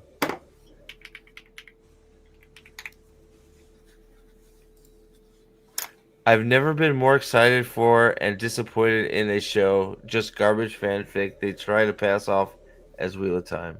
It is crazy that every comment is almost always negative on these articles. Well, it's crazy because like that one movie web one was actually there was a lot of actually. I was surprised at how many good comments were in there. So it must be filled with bots. But they don't even like it's not worth it. Or you know, they're not, you know. In the books, both women are drawn around creating a somewhat messy situation until they choose to share him. It wasn't even messy, really. It was Avienda was just a little bit uncomfortable because one, she loved Elaine as a sister and didn't want to upset her by also loving Rand more than a friend. Yep. Well, the Rand thing as well. The quote messy part of it comes from the fact that they both expected him to die within a couple of years because he's the Dragon Reborn, and you know. The blood spilt on or shed on Sheo Gold prophecy, right? Right. Oh boy! Anytime soon, he's about to get he's going to start a village of his own children. By having their own relationship outside of him, this change benefits the characters much more. I guess it's more of the what is that? What is the Myers-Briggs? What's the feminist scale of relationships without mentioning a guy called again? Oh, Bechdel test? Yeah. Yeah, I guess that's what it is. I don't know. It's bullshit. Bring my academic cap to this article. Uh-oh. These people have made a whole lot of statements without providing any evidences. Yeah. Well, they just say, "Oh, it's better. It's better." It's like, no, it's better. Why? Now, why does Elaine and Avienda having a relationship outside of Rand make it better for Rand? Narratively, why? Maybe Elaine can give pointers to Rand when it comes to what Avienda likes. So they can ignore Rand. I mean, it's like, oh, Rand, you know, we're not. You don't get to. You don't get loving tonight. I'm busy with Avienda. It's like, it's just, man, whatever. The sad part is I don't want to be. I don't care. Like it's really a small fucking part of the book series. It's really a small, tiny part of the story. Yeah, it was for me. It never was like a lot of people like to say it was like RJ's weird, twisted sexual fantasy for a guy to have three wives. I never saw it as I saw it as Rand was a man given a nigh impossible task, and each of these women provided something he desperately needed in his life to fulfill this task, and one woman alone wouldn't have been able to provide the support that he needed, and they all just happened to love him at the same time. Yep. I like that explanation. Sounds good to me. Yeah, I don't know. It's so frustrating. This is the video you sent me, so let's play it here. Oh, hey, Rosin. What's your Wheel of Time hot take? Hold on. This is just like the acting on the show, okay? Hey, we've got to place... Now watch as I cue you for acting. There you go. Oh, hey, Rosin. Oh, hey. You're just sitting here eating, and I walked into you. Amazing. Okay, sorry. Oh, hey, Rosin. What's your Wheel of Time hot take? Moraine is totally chill. The show needs more Tom Marilyn. I actually don't think that Nynaeve is that angry. My hot take. My hot take is that Bella is the creator. I like the Zoe Robbins one because she knows what she's talking about. I love how Bella isn't even in the show. Yeah, Nynaeve isn't angry. Nynaeve isn't anything. We don't know what Nynaeve is. We don't know why she has a block. We don't know why she just can't channel because she sucks. That's it. But yeah, I was just pointing out again that, season 1 came out and she, in one interview, said, I was reading the books. I loved reading the books. I'm going to finish them, but I had to stop reading them because I couldn't get ideas for how to act as Nynaeve in the show from the books. So she just, once again, very blunt, being like, this character is nothing like the book character. She straight up, I remember that interview because you're right. She 100% goes. I was reading the books with the shows that were coming out, but my character in the show is so different than the one in the book that I don't picture them as the same character, so I have to stop. And it's like, that is just a crazy indictment of the show. All right, let's see here. Let's see, what else do we got here? All right, season 3 quietly confirms huge piece of Rand. Oh gosh, what is this? Is this where they huge missing piece of Rand's backstory? Wheel of Time season quietly confirms a huge missing piece of Rand's backstory. Let's see. Finally revealed massive lore about Rand Althor's origins. Blah blah blah. The show events reveal that his birth was far more mysterious. He was born on the.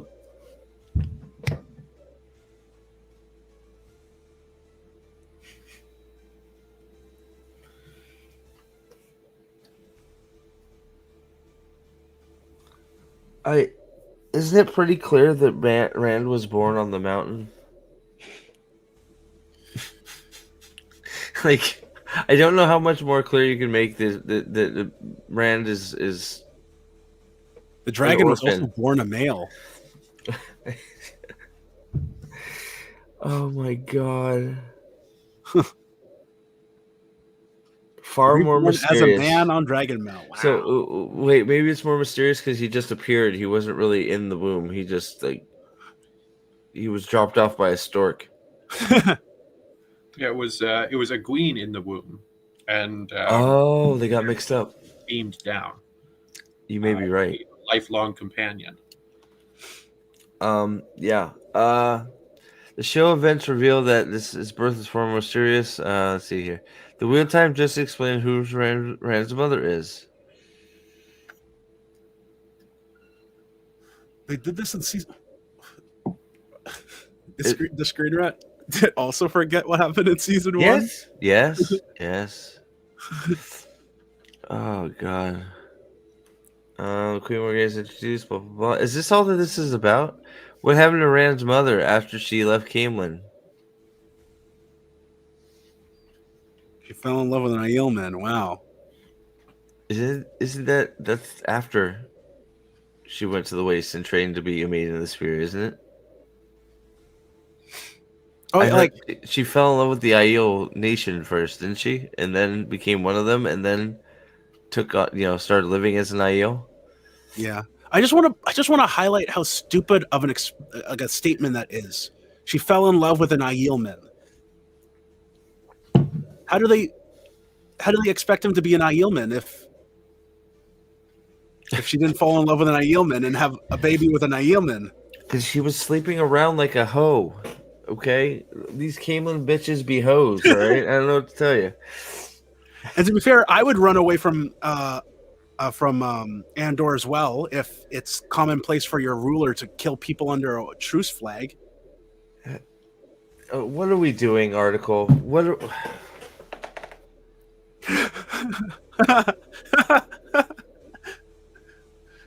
I think Lord, give me strength. Lord, Lord, give me strength. I Also, he hasn't even met Gallet or Gawain yet. By the way, he probably won't. So so Which, ironically, if they somehow miraculously manage to go for more seasons than this, will make Gawain's irrational hatred of Rand more realistic. I just are we implying that Rand doesn't know that Tam and Carrie aren't his birth parents in the show?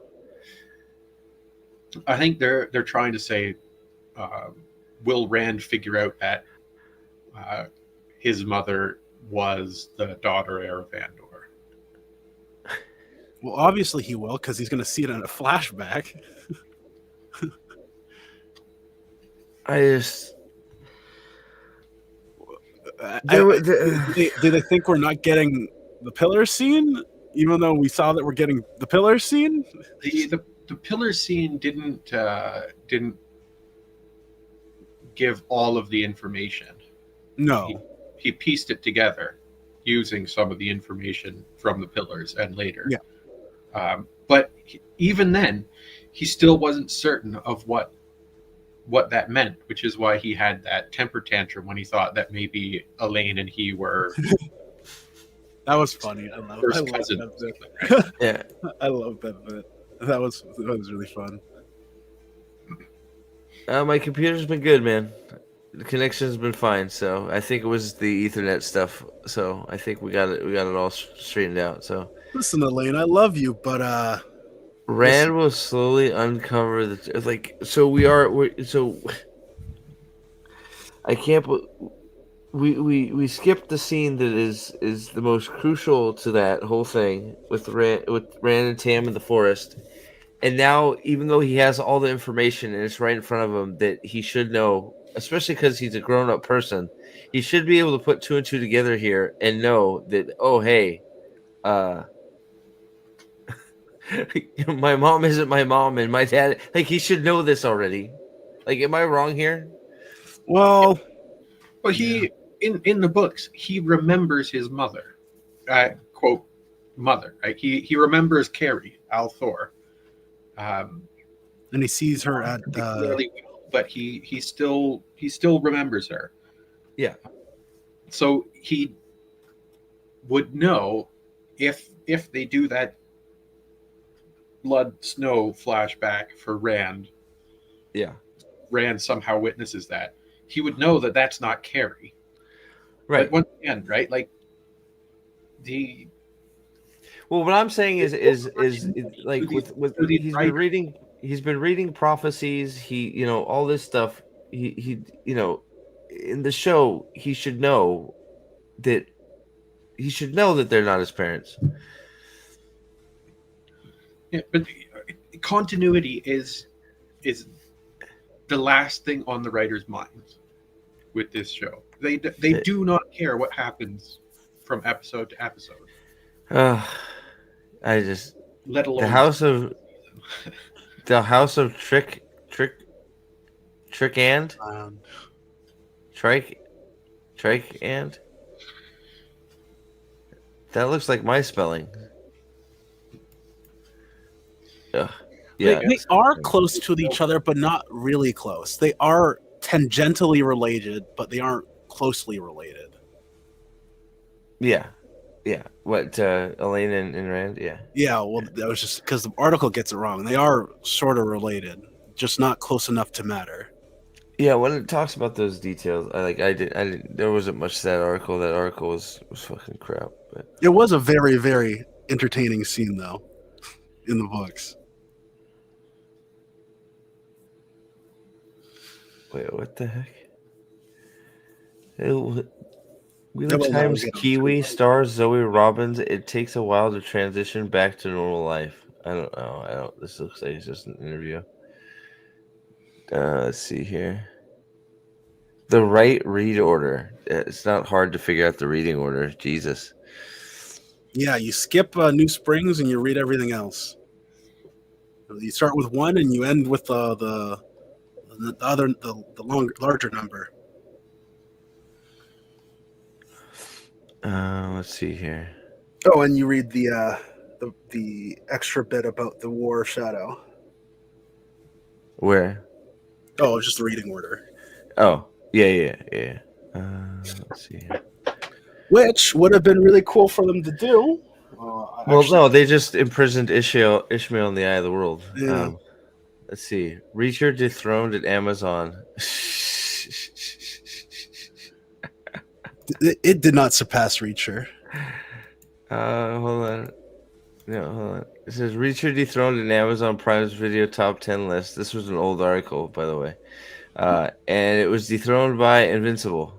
Oh, okay.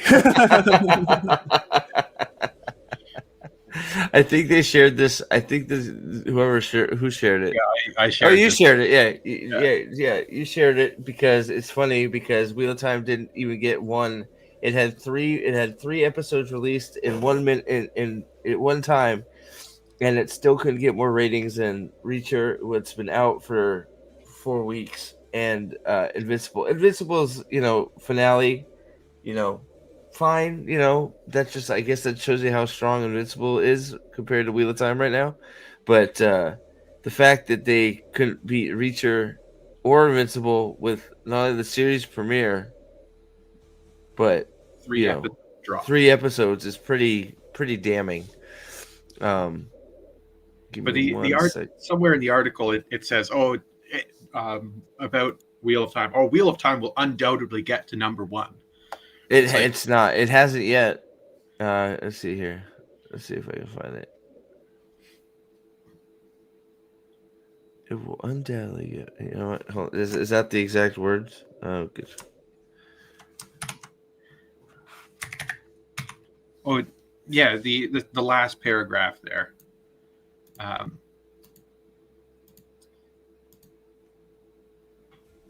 The last paragraph of the article is another thing because he says, "Wheel of Time season 3, which I didn't know was happening." Who wrote this? MasterCard wrote it. Oh, sorry. Wait, what? I think you're on. Did I get? Oh, I ended up in a different. How did that fucking happen? What is happening?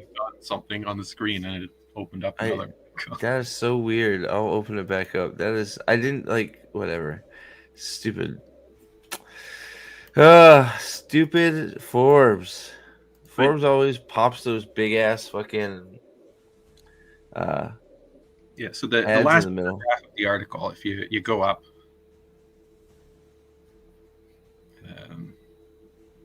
Go up further. Oh, sorry.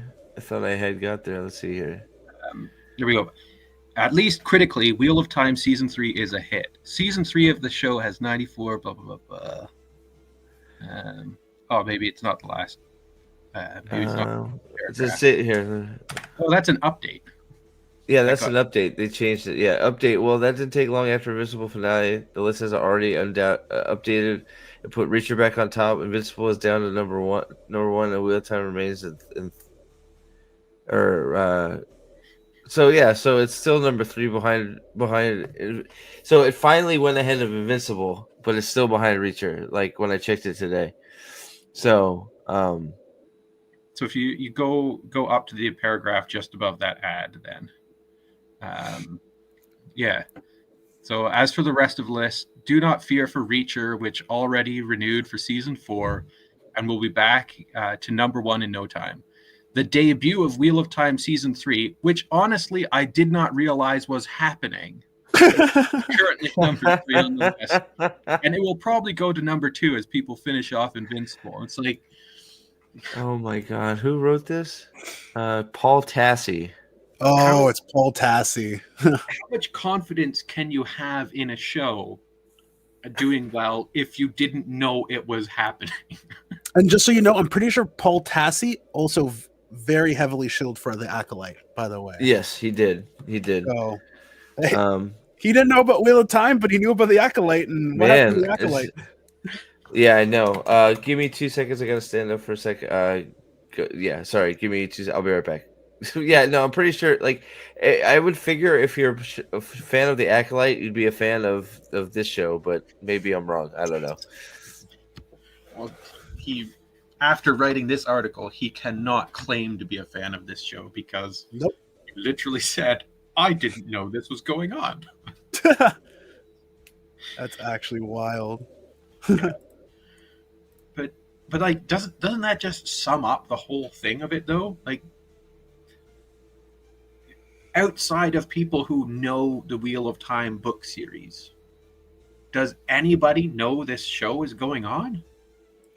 I've heard a couple of my like friends of friends talk about, like, I'll mention that I love the book series and they'll be like, oh, there's a TV show about it. But that's all they'll kind of mention, is because they probably just see it on their Amazon, like their Amazon Prime thing. But yeah, I have all the actual talk about the show I've heard about has always been negative. Like a friend at work I got reading Wheel of Time, he doesn't even want to give season 2 a shot. He tried season 1, stopped in 3 episodes. A guy that used to work at the bookstore where I live, he was very generous. He would get not upset, but he would be like, "Yo, bro, just give it some time. It's this, and we're never getting anything else again." And then after season 1 and the first few episodes of season 2, he's like, "Yeah, I'm done with this." So yeah, all my firsthand account of it has all been negative or not knowing what it is. Like, even during season 1 and season 2, when I was on campus, which, you know, it should be a hotbed of the people who have the ideology that this stuff is made for, they didn't know it was going on. So it's like,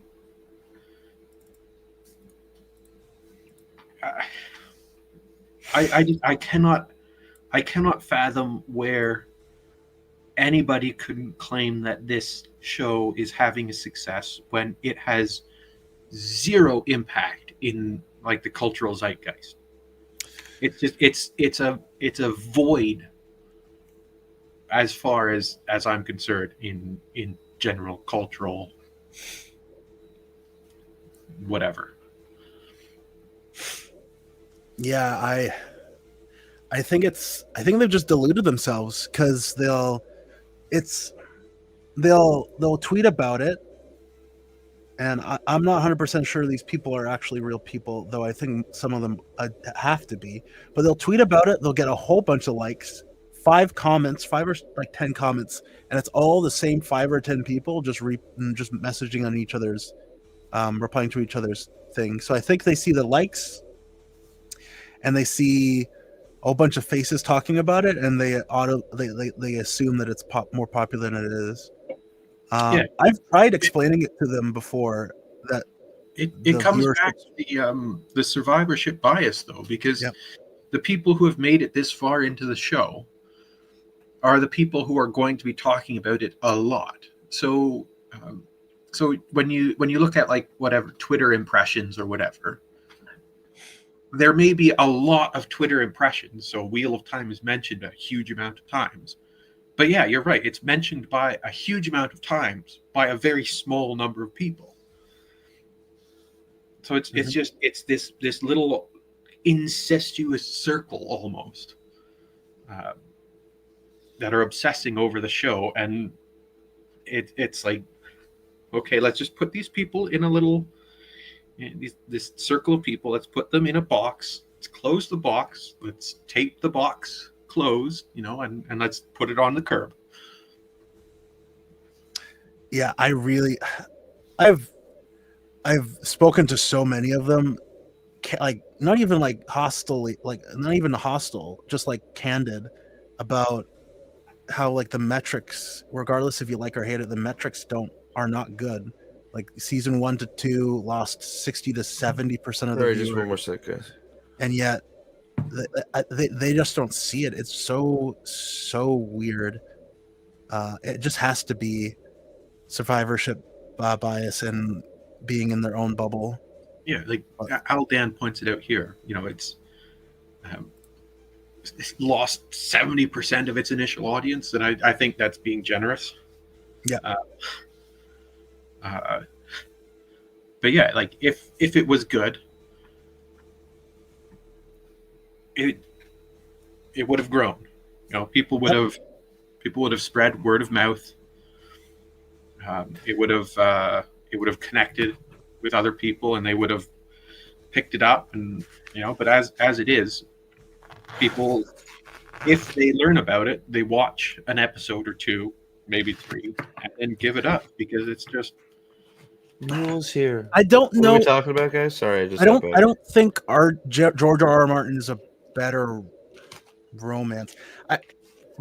Sexual romance is definitely not Robert Jordan's strong suit, but I definitely think relationship dynamics, like platonic and father-son and everything else, is way better with RJ than George R. R. Martin ever has done.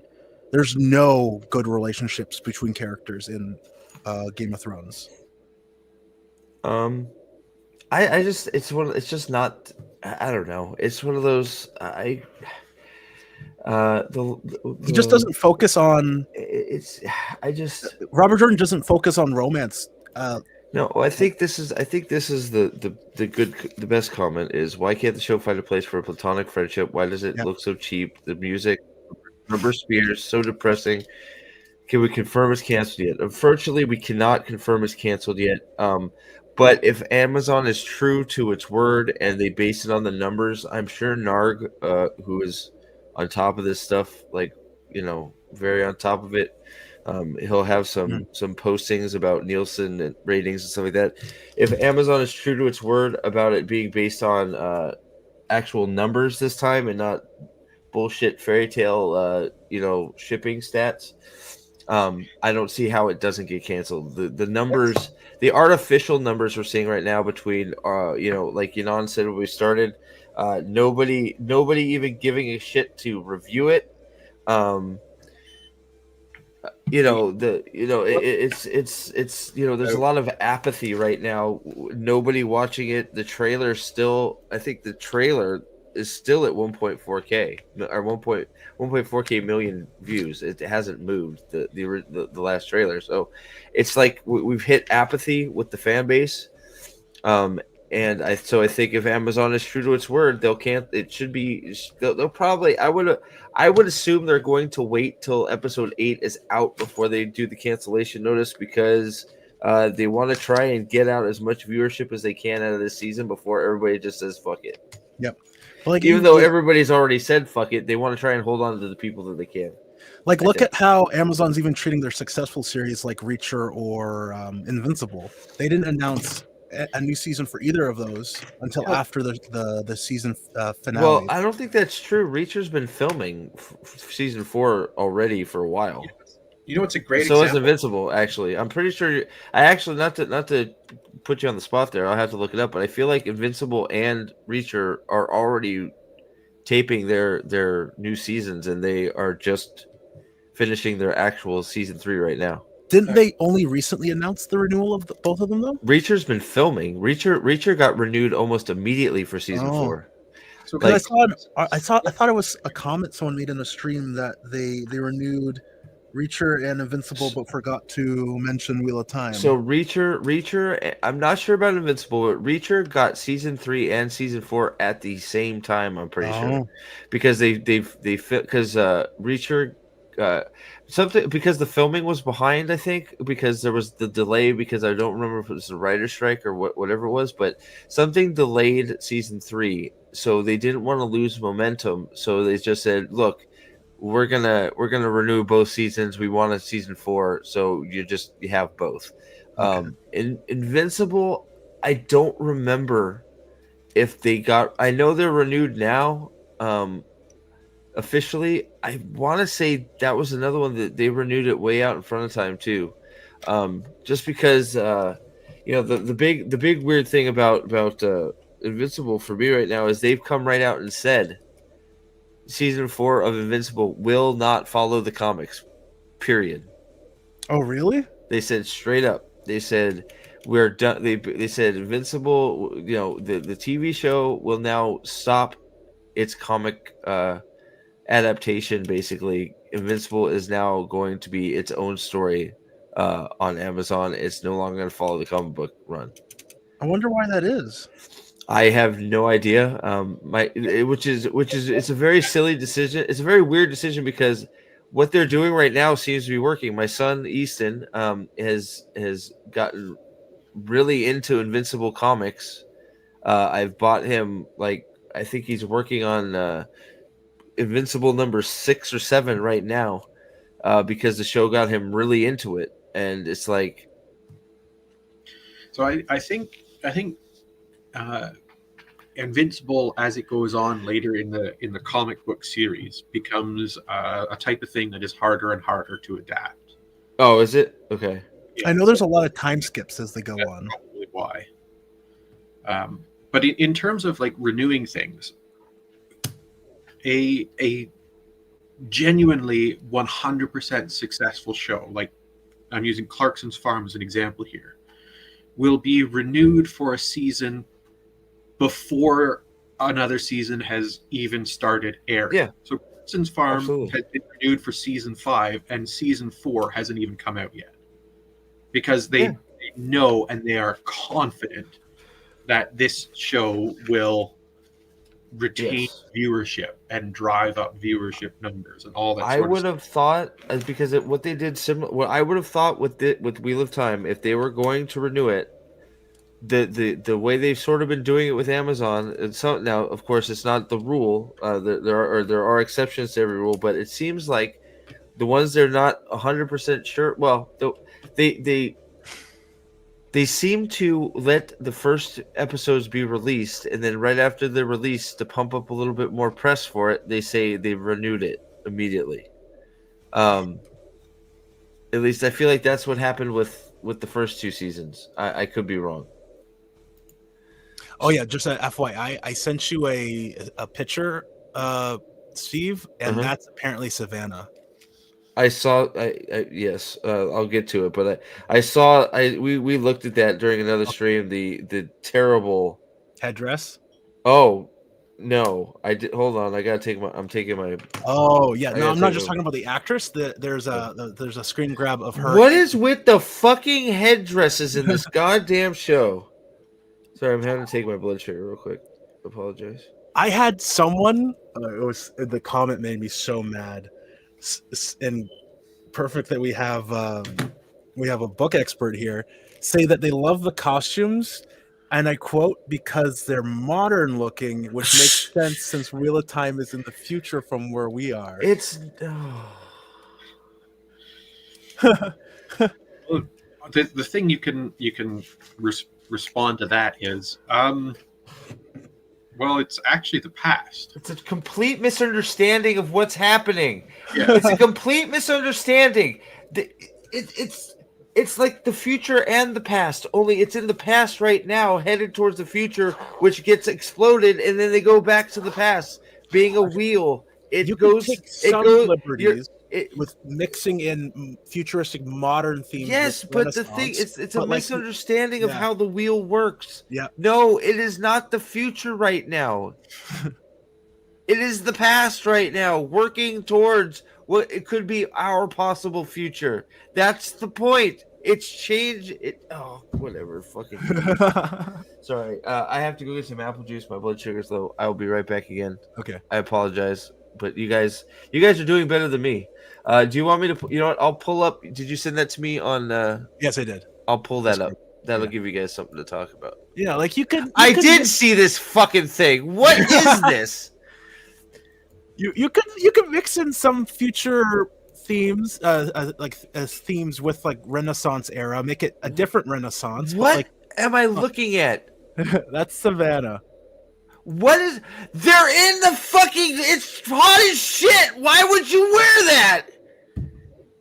It's supposed to be fucking mega hot, and you're wearing all those clothes. She's wearing black specifically as I'll well. be right back. I'm gonna kill myself. My blood sugar. I'll be right back. Fuck. Couladin also wearing like black leather scale armor. But yeah, that is a choice. And it brings me back, like, I know a lot of people do talk about the costumes and give them credit for creating all these whatever things, but I just want to say, like, what technology does this society have? Mhm. They don't have the technology to create print on fabric, right? They still have to weave their fabric and their cloth. And Yep. so when they have these incredibly elaborate designs, I'm not upset at the over elaboration of the designs. I'm upset with the fact that the designs aren't made by, like embroidery and weaving the pattern in and stuff. It's literally just polyester fabric with a printed design on top of it, and it looks like it's made with a machine as opposed to being made by hand. And okay, yeah, I'm being too Nitpicky. too picky. But when you see all these different types of things come together, it breaks the immersion. When you look at something and you're like, that is something that could only really be made by a 3D printer or whatever fabricated machinery thing. Because the other thing is I can forgive a lot of bad stuff in a show. Like the comment some time ago about like the rubber spears. I can forgive stuff like seeing a spearhead bend and stuff when you're stabbing somebody or whatever, if the writing is good, the story is good, and the acting performances are good. I can forgive a lot of the costuming and set issues if those I foundations. can't.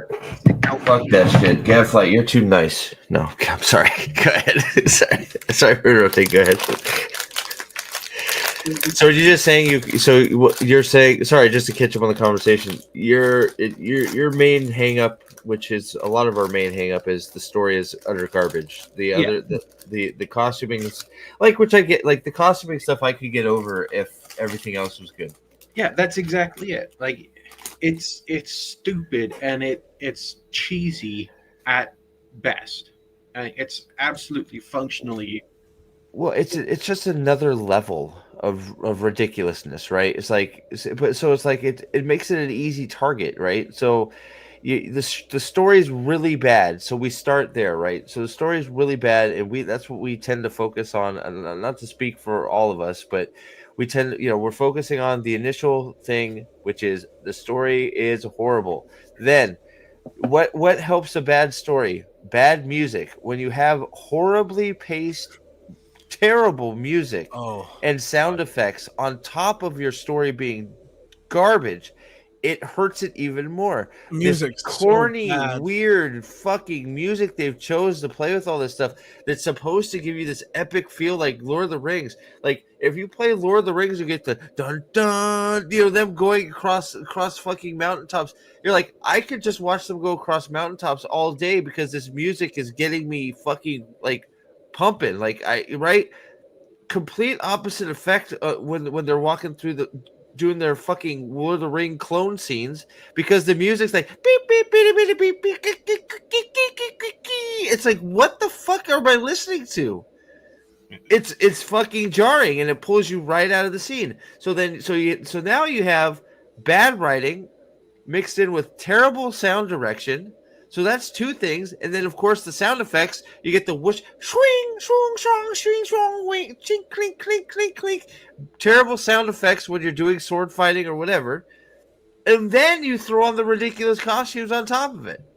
It's like that's not, it's like then they look ridiculous doing everything. Alana looks like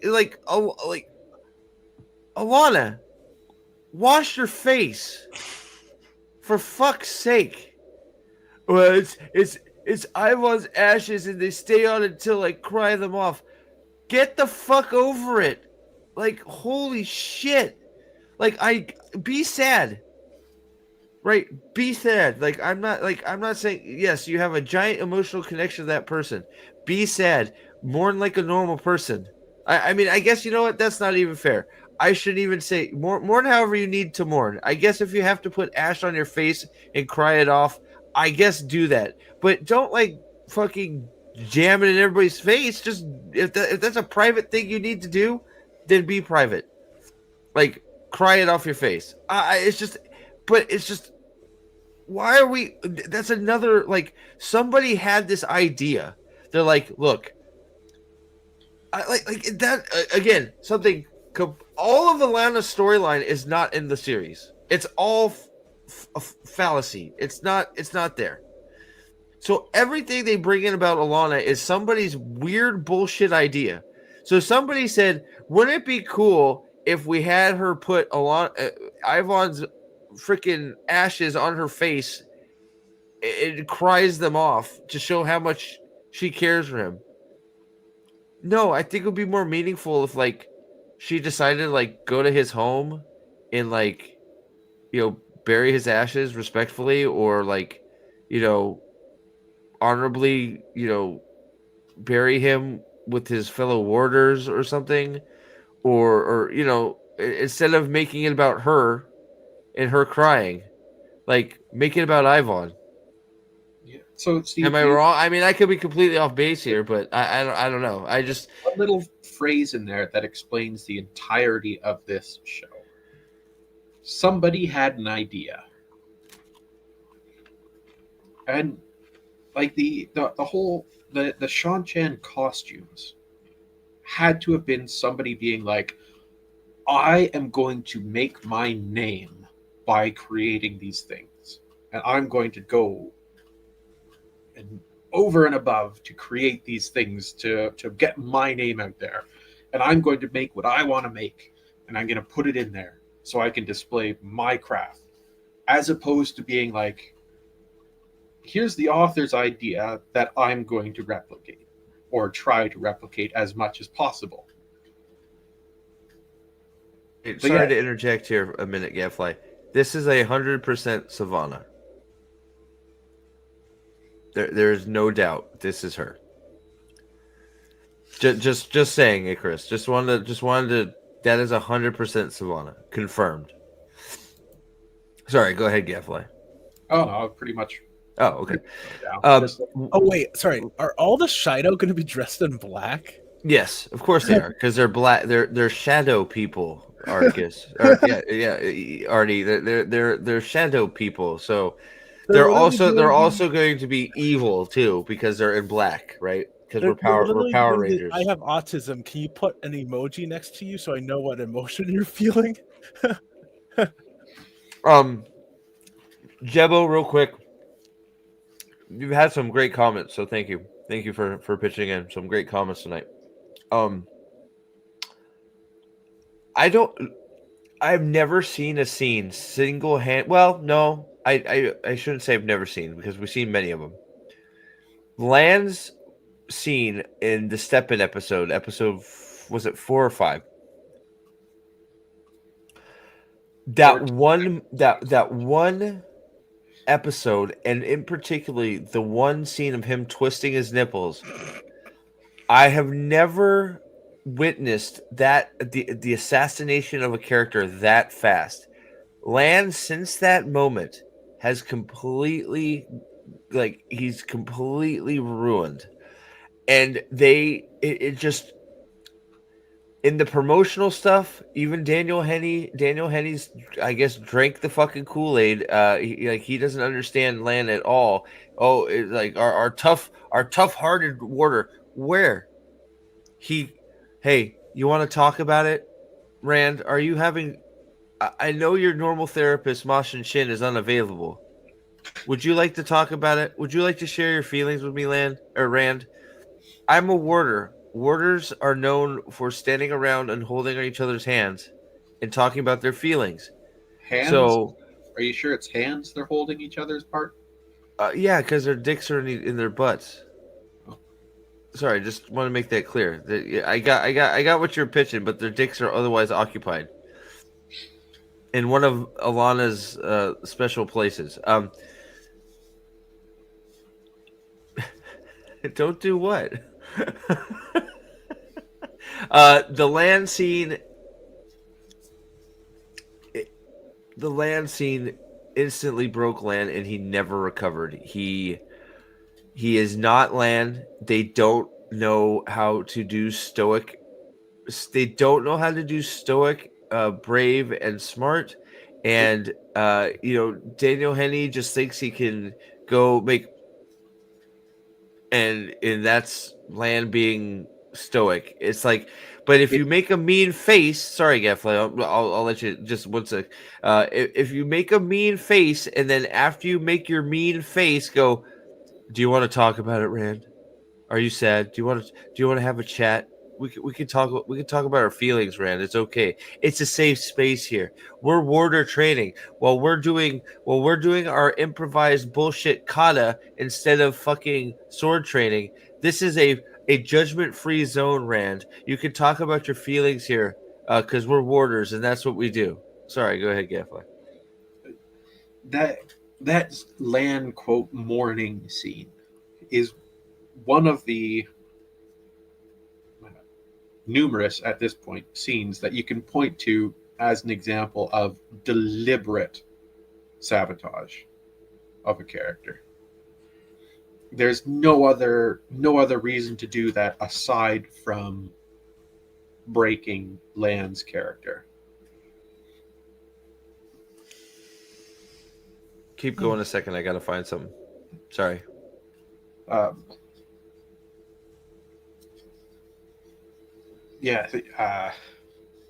Sorry, scene, put you on the spot. Articus, you're not going to help him out? God damn it, man. You don't have anything to say about Lan being assassinated, Articus? I know you do. Come on. the very first scene in the show is also one of those scenes you can point to as deliberate assassination. The arrogance line? Is that what you're talking about? Yeah. Yeah.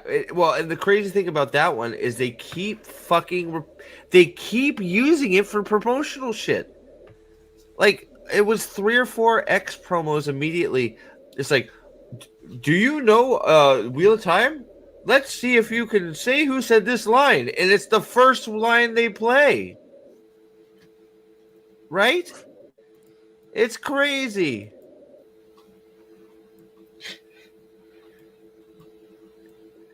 I like it better than the books. Everything finally makes sense now.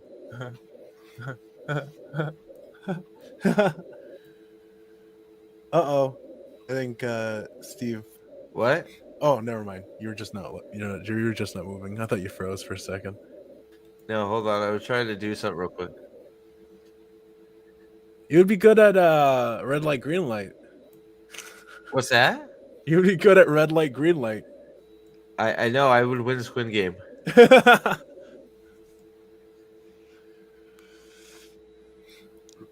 Oh, here you go. Okay, let's see if this works.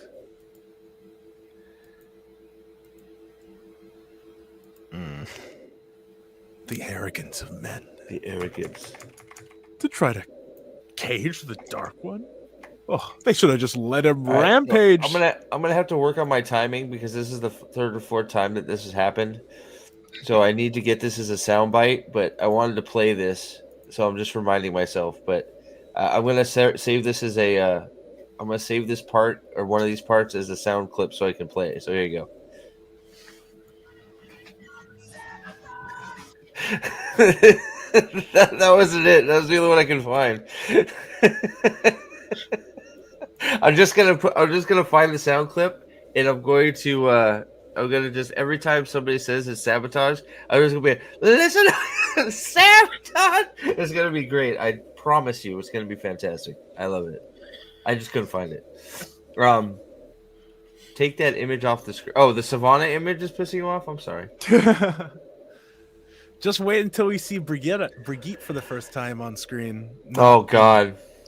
Well, I don't know that we're gonna make it to that, but we'll see. Let's see here. Oh yeah, because didn't Matt give the Horn of Valir to Dude. Sauron? That is, yeah. Yes. Oh my God, she did. He did in that touching book scene. Remember? Remember in the book when he hands up. There's no that. This is a great point, Jakami.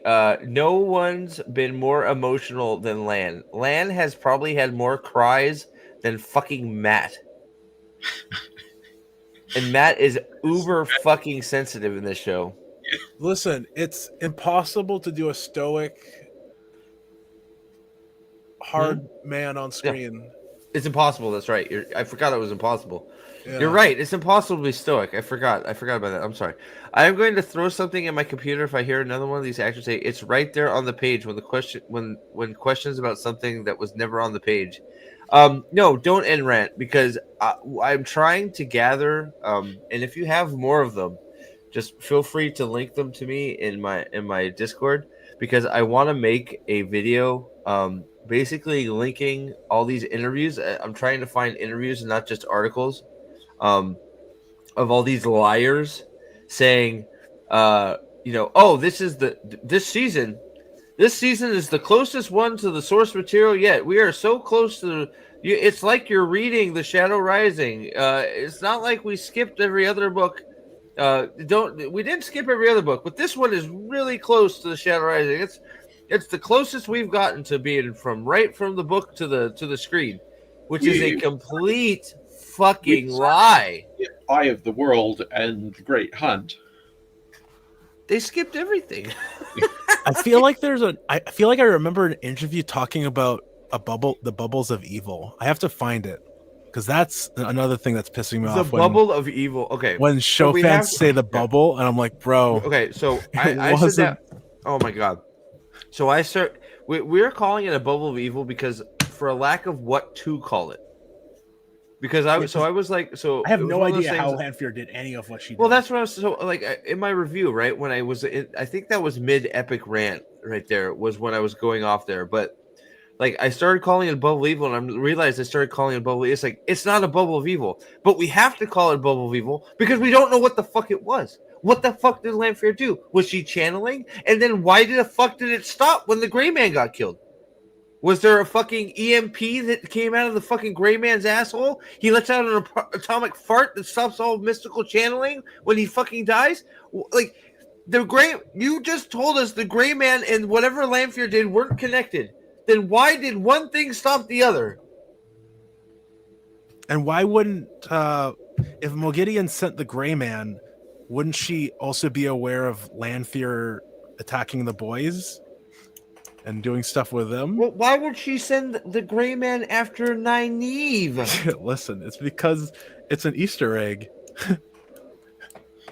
Because we have to do something to establish the conflict between Nynaeve and Mogideon. No. It's not like he did anything to piss Mogideon off. Right? You're exactly right. It's the clunkiest way to have this be like, oh, I hate Mogideon now. She tried to kill me. I'm going to get her back. But what it really is to try and make it so it is a clunky way to have Lan be right with his little conversation where he's crying on the bed talking about, that everybody's they're not just going to come after Rand. This is supposed to be Lan is right. The Forsaken are coming after everybody. They just sent a Gray Man after Nynaeve. And it's like, yes, but it makes no sense. Why? Why is an important word in the English language? Why is she? Why? What purpose? There's the Gray Man has a better is more there is more reason for the Gray Man to go after Matt in that instance than it is for it to go after fucking Nynaeve. So again, why is it going after Nynaeve other than, oh, well, we know Nynaeve and Mogideon have to fight in Tanchico. Also, another thing that I just hate that entire bubble scene. How did Moraine not know what a Gray Man was? What do they know about the shadow in the White Tower? Apparently, we're supposed to think Gray Men are new fucking things. I guess I don't know. Sorry, go ahead, Gaffly. I spoke over you. Novices and accepted have a catalog of knowledge of artifacts from the Age of Legends, but Aes Sedai don't know the Shadow Spawn. I don't know about you guys. Mule's right too. I always thought there was a secret team up going on in the books between Moraine and Lanfear. Like I thought they were definitely working together. That the show reasoning for this is so absurd. They justify it because Moraine allowed Rand to be trained by Asmodene. That there's a reasonable explanation as to how she would be willing to partner herself with Lanfear. She didn't allow shit. Rand said I'm keeping him, and that's it. Like, yeah, Moraine didn't allow fucking anything. I think there was another scene that they were referencing. I'm not too sure if it's them lying or not, but they said that Moraine was aware of Lanfear assisting Rand, and she kind of let it slide. Where? In the books? In the books. So what? Even if she did, who cares? What's that's completely different than setting up a hit on your main characters. Like literally, Lanfear is a stupid idiot. Well, no. Actually, wrong. Moraine is a stupid idiot because Lanfear, frankly, doesn't give a fuck if all of those people die. In fact, it's probably better off if they do. So Lanfear doesn't care. Actually, the only one that makes sense is Lanfear because her motivation is for Rand. So she doesn't care if the others die. Sorry, go ahead, Gaffley. Can we also point out how phenomenal a channeler Lanfear is in that she can weave and control things so precisely when she's not even anywhere near the room. She has no visual confirmation of anything. She has that axe flying so precisely to not actually kill Perrin. That's the only explanation I can come up with. For I'm Perrin sorry, he's dead by an axe in the chest. Also, are we supposed to pretend like she was aware that Rand and Egwene were sleeping in the same bed and she didn't blow up the house? So let me ask, why did she decide? Okay, so let's just go in Lanfear's head here a minute. Let's see why did she make the decision? So obvious way to get Rand out of to go to get Calendar. Let's make a bunch of mirror monsters to kill him. Sure. Okay. That makes sense. Weird choice, Lanfear, but okay. Second, let's make a bunch of playing cards that poke Matt's fingers to distract him. They don't even do that. They just move around.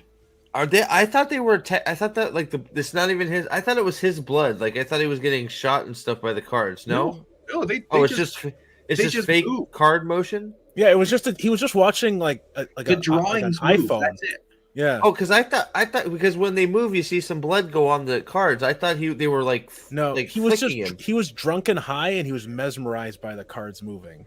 He found a stash of Ishi's tea. Yeah, but you guys know what I'm saying. When the cards move, right? When the cards move, you see red goes on the cards. I thought that was him getting slashed. The images don't come out of the. Yeah. No, you're right. You're right. All. They just move across. So, and you know what's funny is they had the perfect setup to get Rand out of Tar Valon. You want to take a guess what it could have been prophet? Take a Uh, guess. The Black Aja? Or any Aja with the Dragon Reborn and Tar Valon. Hey, how about we just hey, Elida, did you hear that there's someone proclaiming himself the Dragon Reborn and getting portraits drawn in a tavern? Oh, Yeah. why don't we send 8 sisters, because it's 8 now, to go capture him? Isn't that motivation enough to Dude, get him to Elida- fight Tar so- Valon? So hold on, real quick, just and then we could because don't lose track of that because. Oh God.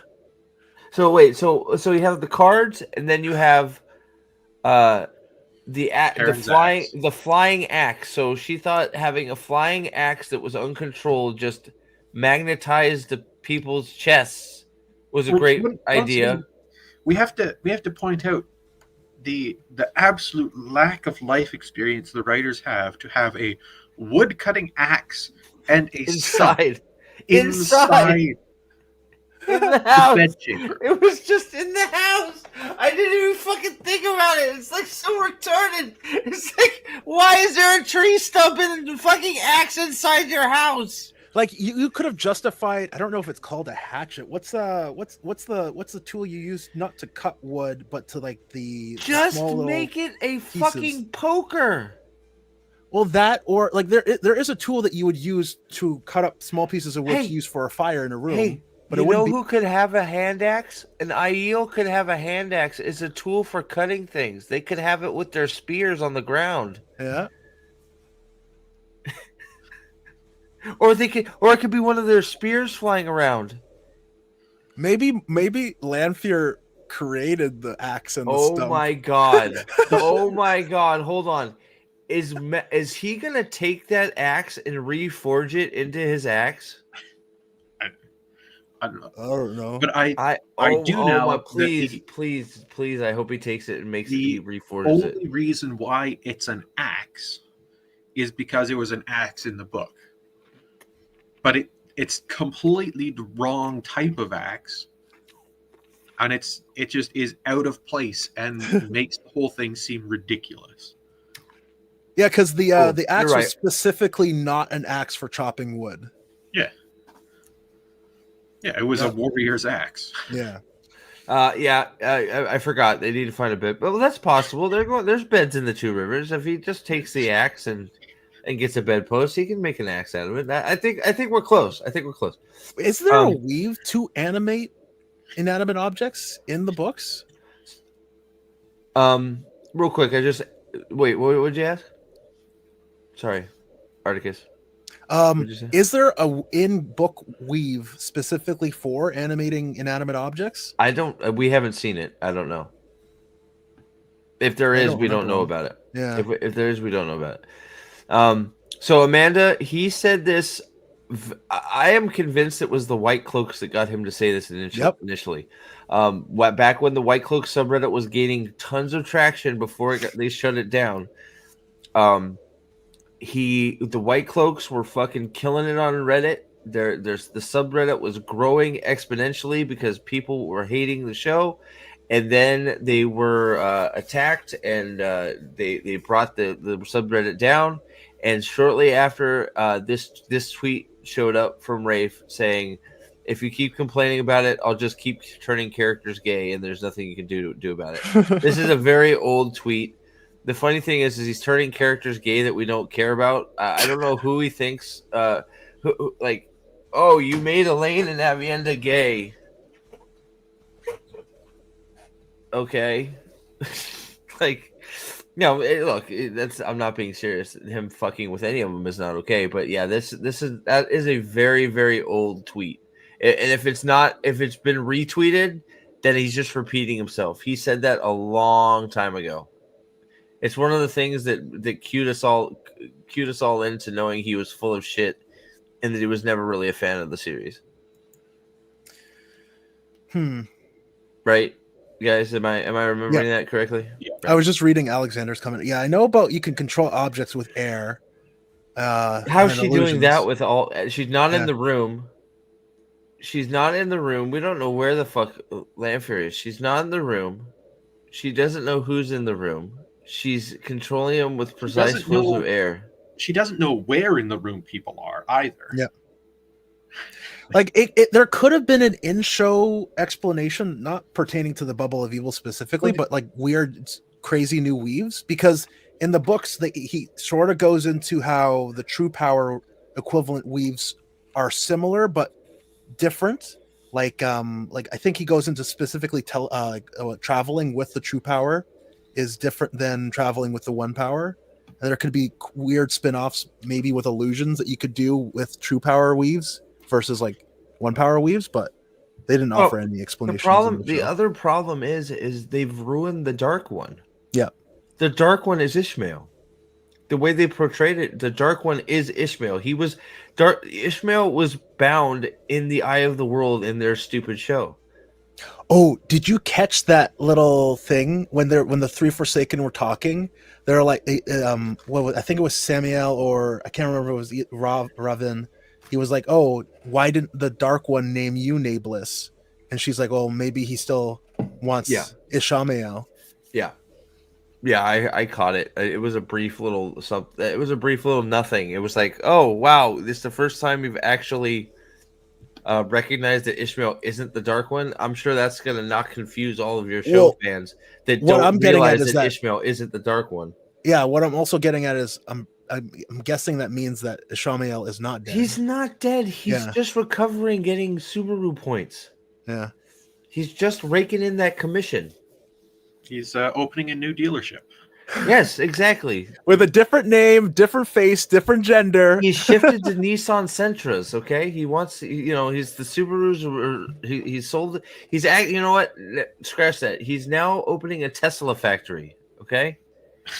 No, I think he's going to be selling candles. He's going to sell vagina-smelling candles. Yeah, that sounds about right. Because he's no longer he is now Gwyneth Paltrow. Yeah. So Amanda, that's I really wish. I don't know. I've been trying to see if Shad or Disparu would talk to me, but I think they're too big for Wheel of Time now. So it's good that Shad is talking some Wheel of Time to somebody. So that's good. But it's just it's you try to have Nerd Erotic watch the first season. It's so unpopular that nobody wants, like, barely anybody talks about it because it's just, it doesn't get any attention. They get some, but not a ton. Nerd Erotic covered Acolyte, and he wouldn't give any daylight to Wheel of Time. They're 100% going to make Ishmael Arangar. We're going to get Morandina. I have called this from the moment we saw him die at season 2. Yep. Ishmael will return as Morandina, the female version of Morandin. I am almost positive on this. And I definitely, that line in that three conversation definitely confirms that he is coming back in some ways. Oh, he's coming back 100%. Yeah. Well, plus he's in the posters. Like, they have him in the posters. You could have reasoned that would have been from a flashback that they're doing to Age of the Legends, but he's definitely like actually going to be back, with the fact that they said that the Dark One hasn't named anyone Nameless yet. Amanda, we're all hate watching, and that's fine. Like, I know I'm hate watching, and that's fine. I'm having fun with you guys hate watching, but there's a place for hate watching, especially when you have people outright lying about what they're making.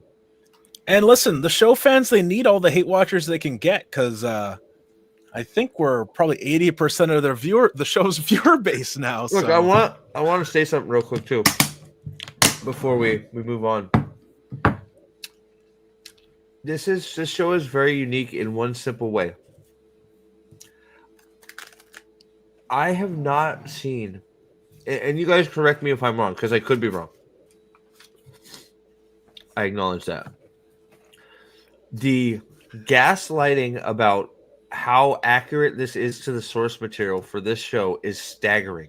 I do not think there is another IP out there that has tried to gaslight the fan base and the people into thinking that it's actually the thing that they are adapting more than this show. They lie. It's outright lies. They keep saying it over and over again that it's this, that, the other. Whereas a bunch of other shows, they'll say, "Yeah, we're adapting it, but it is what it is." they're the interviews and them just doubling down, tripling down, saying, "Oh, it's the closest to the books yet," when it's not even close, and they have no intention to.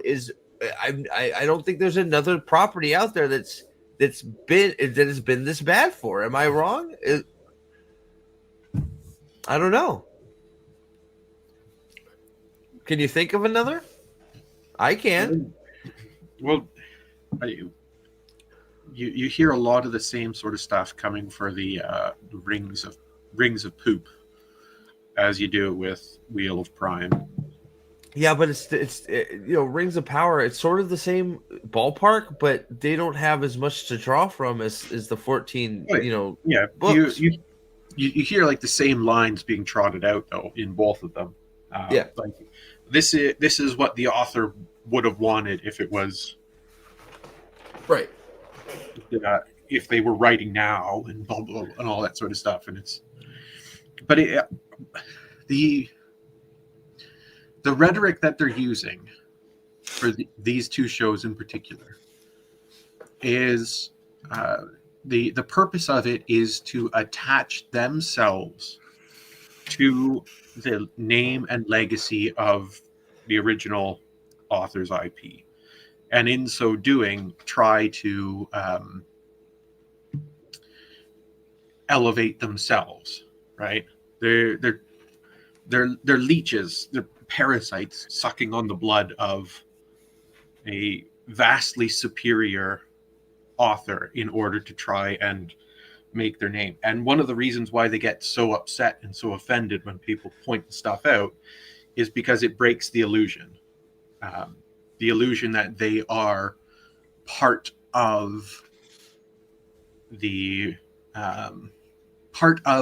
creative process of those worlds and those intellectual properties. So, because if nobody pointed out this stuff, then 10, 15 years down the line, people would come to Lord of the Rings thinking that the crap that happens in the Rings of Power was canonical.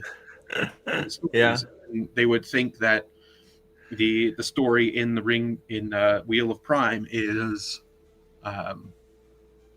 the Avienda Elaine relationship is a good example, because they would watch this stupid show, and then they would project the show's interpretation onto the books. Yep, that's another good word they started to use. Interpreting. Yep, and interpreting that's what it's all about. It's about uncreative, unoriginal, uninspired individuals trying to force their way into greatness by attaching themselves to a greater piece. It's just, I don't know. It's just so because it's like, and there was a lot of people that just said Rings of Power. It's like I agree that it's in there, but this is like they go, we're adapting Eye of the World, and then they don't.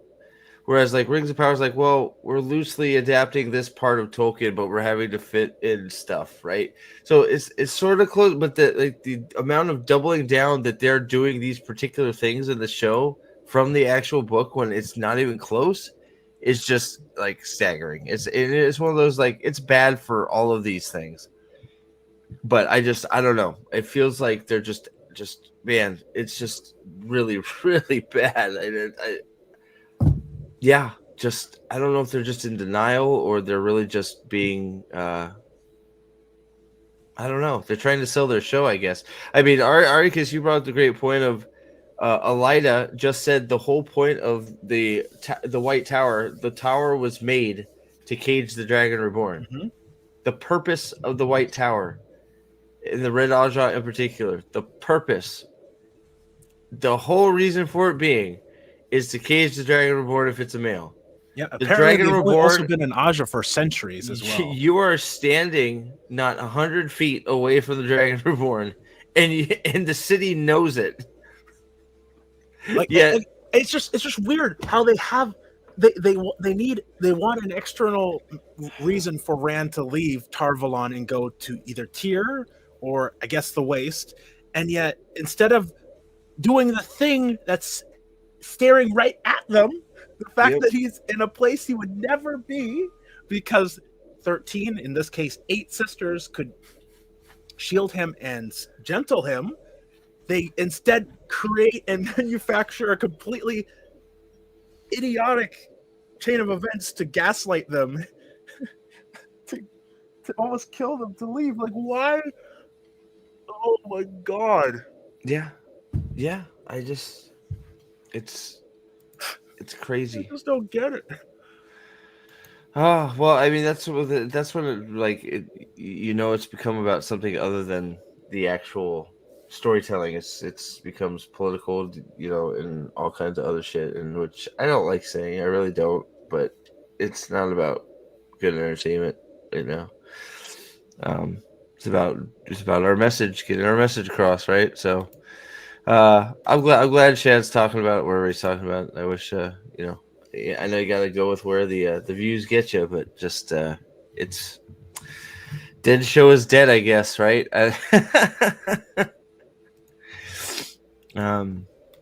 Let's see here. How Matt beat in Wheel of Time season 3 episode. What the hell are we talking about here? Also, what was that weird weird? Wheel of Time season 3 episode 3? What was that weird squatting poop stance he took? It looked like his back started hurting, and he had to take a second to stretch it a bit. It is all bad. Was that like? Also, there was a tweet again, another tweet that pissed me off, and they were quoted. They quoted. I don't know if it was a quote from the book, but they quoted that it was like in this age, the greatest swordsman was beaten by a shepherd with a staff. Mm-hmm. Yeah, and I'm sitting there thinking, he didn't know how to use the staff because he was a shepherd. They retconned that, and apparently the only reason he knows how to fight with a staff is because either magic tea or the horn. He didn't win. Well, they can't even keep track of their own bullshit. The magic tea apparently isn't what gave them the memories anymore. It was the horn. Yeah. So which is it? They can't even keep track of their own nonsense. Continuity. Okay, so wait. So how did he beat them in this? Oh, sorry. Old blood benefit Matt through. No, that's not how he beat them. Absolutely, 100%. Okay, this is the thing that also pisses me off. No, wrong. Matt beats him because he's skilled with the bow stave. That's why he beats them. Period. I want to ask a question here. What do these people think pre-industrial societies did for their leisure? They pooped, drink booze, bang their friends, and shoot bows and arrows, and they catch arrows and use them as a dagger. Pre-industrial societies did the same stuff we do for leisure activities. Shoot stuff and hit stuff. Yeah. Like, no, they couldn't, because they don't have television, they don't have radio, they don't have the internet, they don't have mass-produced books. They have books, but they don't have mass-produced books. Mm-hmm. And they have a lot of physical demands in their lives, and so their activities revolve around those types of things. And their activities also revolve around community things. And so, like, also where Matt and granted Emmons Field was a very peaceful place, it was still I can't remember the word. It's a secluded? word for, secluded, but no, it's a type of word, not settlement. I can't remember the word, but it's we used to have them here, and it was even the peaceful ones were dangerous because you're far from any form of city, any form of Oh, I know. It's like secluded, but not secluded. Yeah, Talking there's about, a special word for it. It's dangerous, and most of them would lose half of their population in a given year if it was a bad like winter or whatever, like a famine or whatever. So you had them granted living in a pretty peaceful one, but still they would have to train every single day to defend their isolated. livestock. Their Isolated. The word you're looking for? Isolated. no, it's a word for an it's a synonym for like encampment or settlement or like homestead. I can't remember the word. It would be it would like it was a place settlers would set up. Not a settlement. No. I know what you're talking about. Yeah, but like it was always a harsh environment because you're out in the middle of nowhere, far from any form of city or large population. So like you wildlife and weather, that was the two biggest killers. And how are you going to defend against wildlife? You don't got steel, you don't got blacksmiths out the wazoo. You got bow staffs, slings, and brute strength. So Let's see. and it even goes further than just his proficiency, and that was what the warder teaching Galad and Gawain was trying to get at. It's the type of weapon too. They doubted that a simple bow staff would be a more effective tool in a fight than a sword, because swords are what knights use. So here's a funny real world anecdote about a staff versus sword.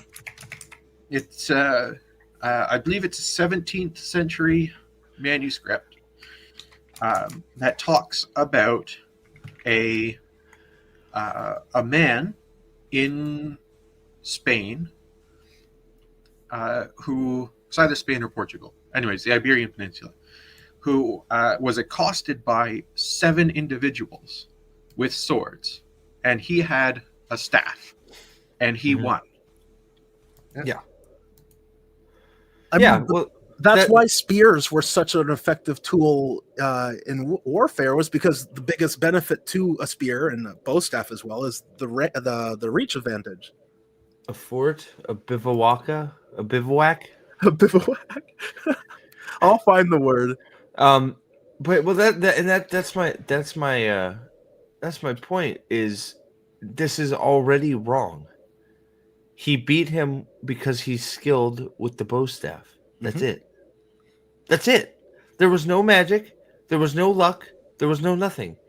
He was skilled with the bow staff. And that was the point, and the whole point of the lesson that Hammer was trying to teach his young pupils is that you can't overestimate anybody, especially if they have a skill with a weapon. And when you have a weapon especially a skill with a weapon like this, which is a natural foil to a a sword. So you have to pay attention. And you lose the lesson, and now it's magic that he beat him. It's not fucking just because Matt's good with the bow staff. It's magical fucking Horn of Valyr juice. It's ridiculous. Like you could, and there's granted the show hasn't done any of it. There's in books ways you can kind of like how Daniel Green tried to justify why he didn't want Rand to fight a swordmaster. You could say it was his luck. You could say it was him being Taviran. You could say that his memories gave him an advantage, whatever. But the old blood is nowhere on that list. Well, it's yeah, no, and then here, so how Matt's fight with Galad and Gawain compares to the books. It's worse. The context for the fight is slightly different, but it's very different. Yeah. Matt fights Galad and Gawain because they're getting more pussy than him. That's it. That's why he's big mad at them, because he's screwing the girls he wants to screw. And Gawain is just following Galad around like he's an idiot. Gawain, I don't know that Gawain has any voice lines. He's just following his brother around and doesn't say anything. So Gawain has 0 agency. He's just going around screwing girls because he's the first Prince of the Sword. And Galad is the uber white knight of them all. He is the white knight to save every lady on planet fucking Earth. He will save all the girls from all the mean guys. He is the white knight extraordinaire. So they fight because Galad doesn't like that Nynaeve, he doesn't like that Matt is trying to tell Nynaeve to leave. And then of course, because they're screwing more girls than he's screwing, so he has to take out his frustration of not being able to get more chicks to fuck on the guys that are stealing all the women from him. That's his motivation for the fight in this show. It's ridiculous. Yeah, and they're missing probably the biggest motivation and context for the fight. It was a teaching moment. Yes. For Gawain and Galad. That, Yes. Hey, you guys are amazing swordsmen, but guess what? This weapon that you underestimated could beat you, and if you were on a battlefield and you fought someone with a bow staff, because of how you treated this fight, you would have been dead. Yep. Yep. That's the whole point. That's why Hammer let it take place. It's a valuable lesson, not just for the two boys, but for all the warders watching. Well, you're also forgetting Matt's efforts to accrue money. Well, yeah. In order to get out of Tarvalon, right? Like, Yep. Matt wouldn't have. Matt knew he was going to win. Yeah, he knew he was going to win. It wasn't. He knew it because it's like, oh, dude, I can take two guys with two swords. I've done it all the time. It's not a problem.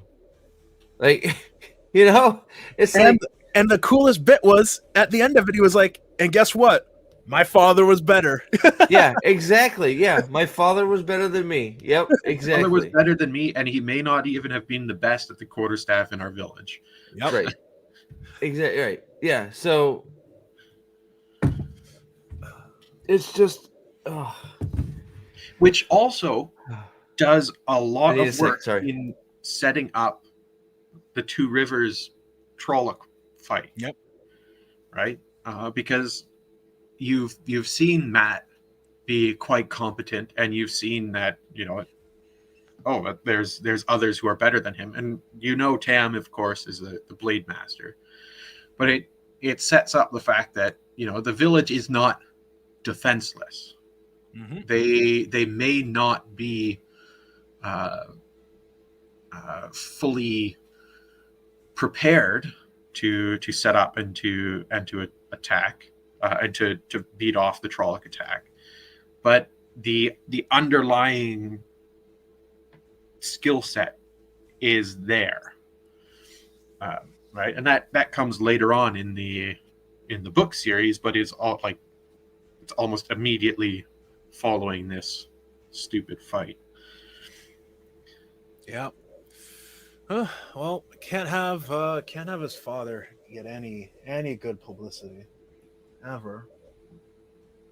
And considering, once again, they've removed the two best warriors in the village out of the village because they couldn't get the two actors in, maybe, for this season. I definitely could see that be the case for Lan. I doubt that. I mean, not Lan. Tam. I 100% assume that the actor for Tam was like, "Yeah, you ain't got the money to keep me on this. on this ride no more." I've got lunch when you're filming. Yeah, it's just. But it's one of those things where it's the domino effect of making changes. And that's world building that you don't have to spend exposition on. Yeah. But one change they make is going to have further effects down the line as the story progresses, especially for a story that is supposed to be as long as the Wheel of Time is, right? Yeah. So it's like the fact that they just make these changes just seemingly on a whim, with no plan for future, not even within the same season. They don't plan what's going to happen because of these changes, and that's why you get like the super rushed finale of season 2, where it's just like, oh, nothing happened for 7 episodes, so now we have to make everything happen in this episode. Yep. But like on your point, it's because now because they haven't set up any of the competency of the Emmons Field, like the people that are living there. Now we're gonna need them to spend more time in exposition, more time on screen time to show that these people could realistically defend themselves against a Trolloc invasion. Whereas if they had just stuck with the books, you would have understood that. Unlike most bowmen, they have not only do they use stronger draw bows, but they're extremely proficient in them because we've seen what the boys can do, and they're by far nowhere near the best archers. You see how Matt handles the staff, and his father's better with the staff. You see Rand be competent with a sword, and his father is one of the best blade masters alive. Like, you have all this setup that's done secondary for the battle at Emmons Field, done through these main characters, that you're now going to have to spend time going into to make any sense of how that fight is going to be winnable for them. Yeah, and so they can establish competency in fighting by,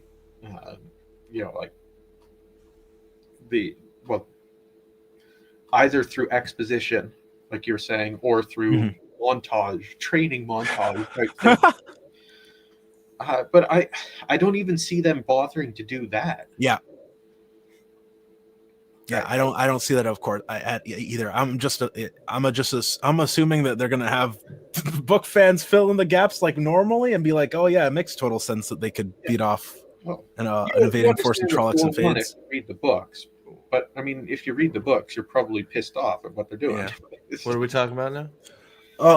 Just how one change makes so many dominoes fall down, and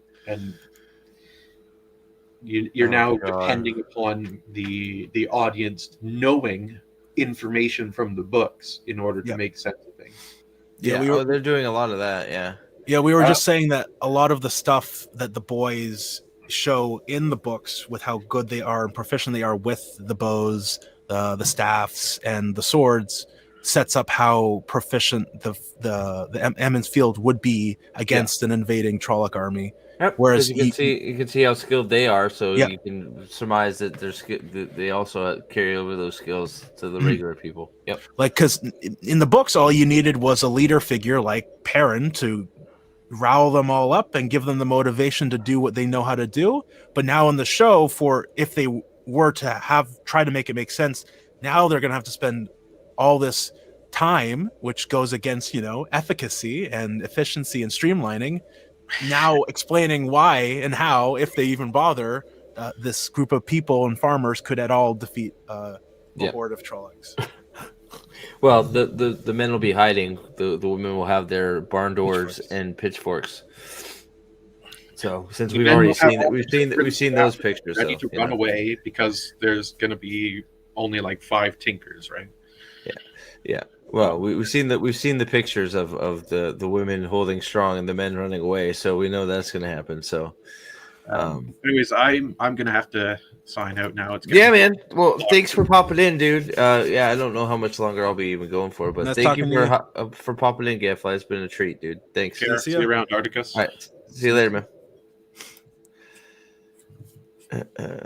So shit. The queer relationship is a long time coming, dude. Polygon, of course. Yeah, of course. Many people read more into this close list. No, we already read an article about this, so I don't think I'll do it again.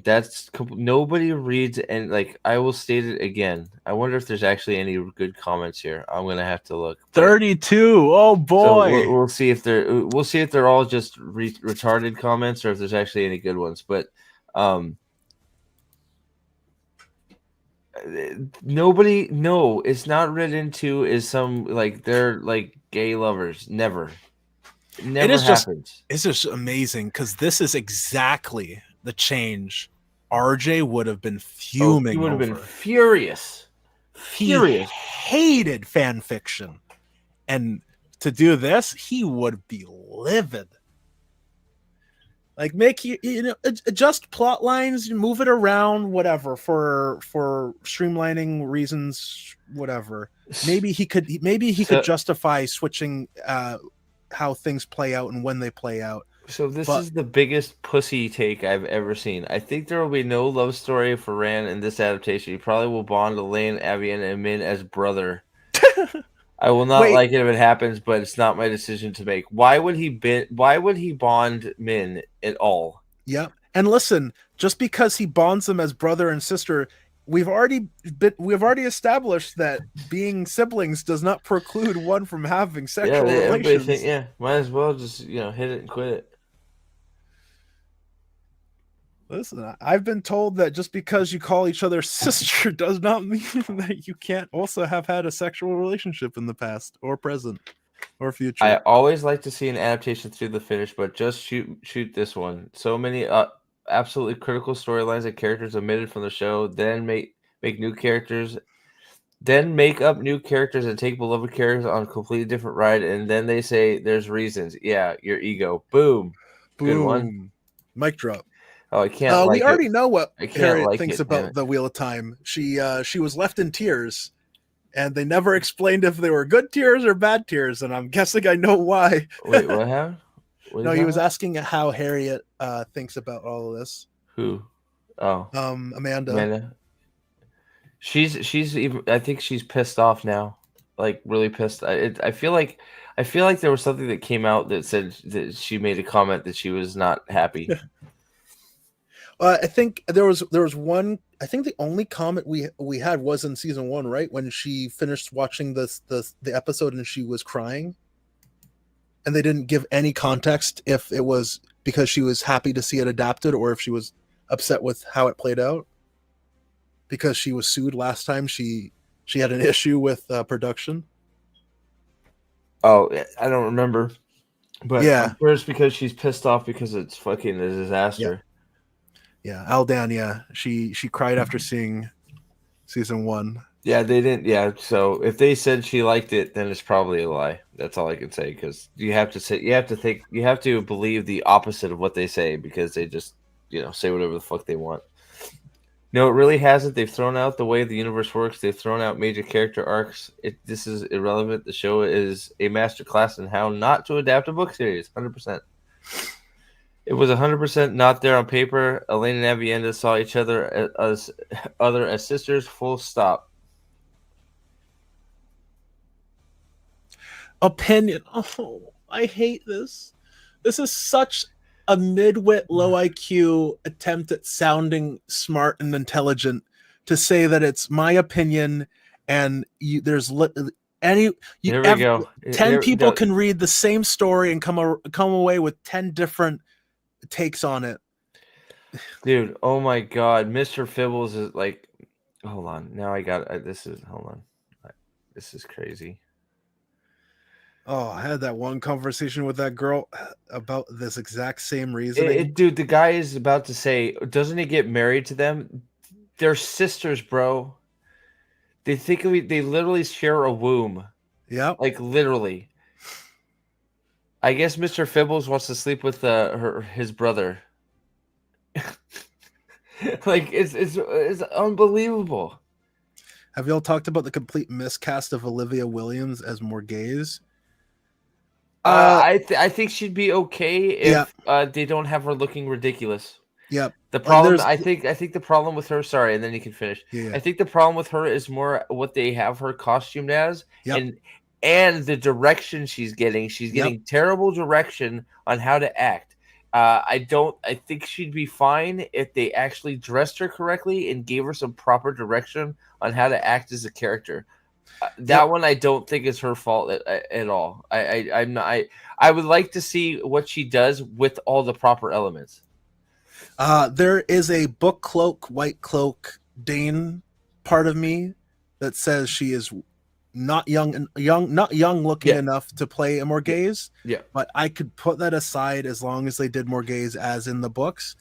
Instead, they made her a frumpy looking, weirdly dressed, tyrannical monster who murders children after declaring a truce. Yep.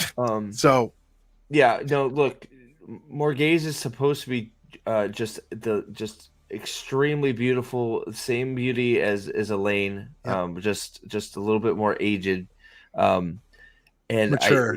so it's like, yeah, I could say, yes, you probably could find somebody a little more suited, but I don't really think Mhm. that I don't think what's happening in the show right now is the actress's fault. I Nope. think it could have worked if they wanted it to. Instead, they lean into their weird costuming and making her be fucking crazy, crazy And you know what's fucking what's Daenerys. funny? They want to be a mix of Daenerys and fucking, I don't know. They Daenerys. wanted that to mirror Game of Thrones 100%. Yeah. Oh, 100%. Sorry. And go the ahead. thing is that they have an in-lore reason to have that work now.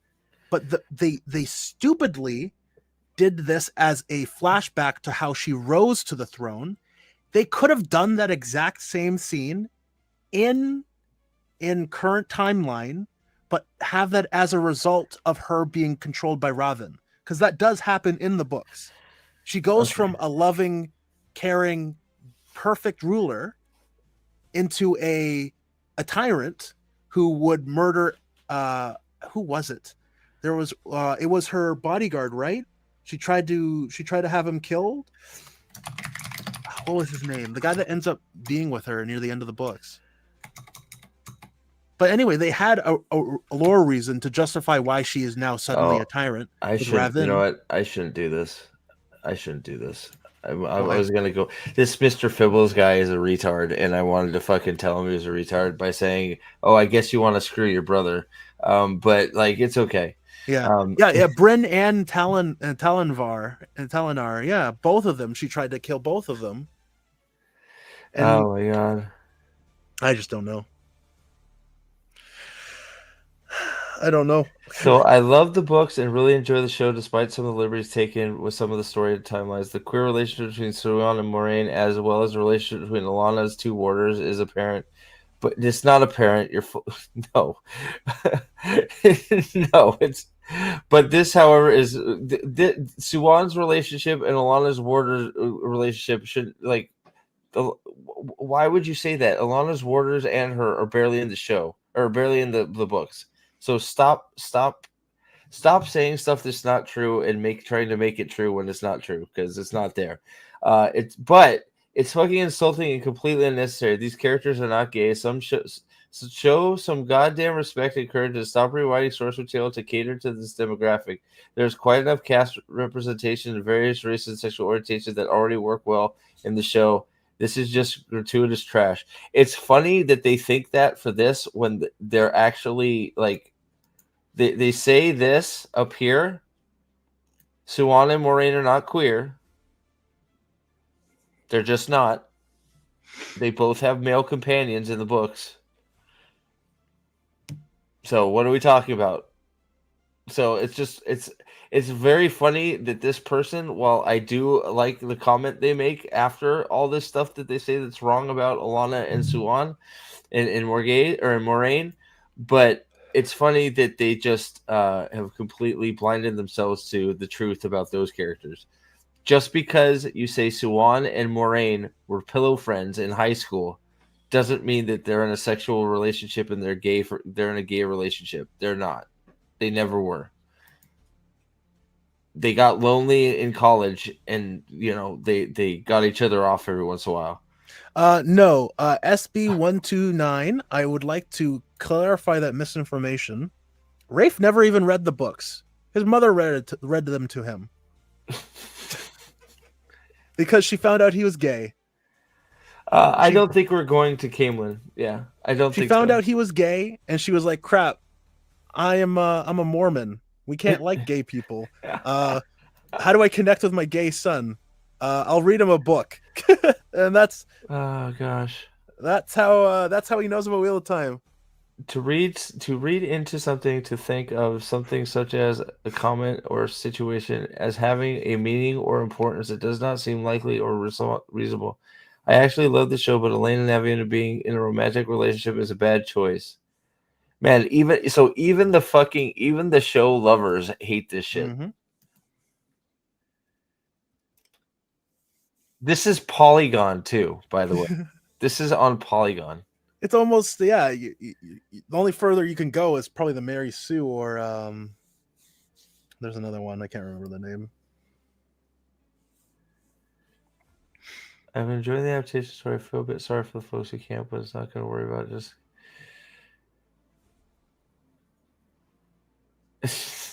I've seen that I'm comment. so tired of the thousands of people. times. Look at this fucking thing. Hold on.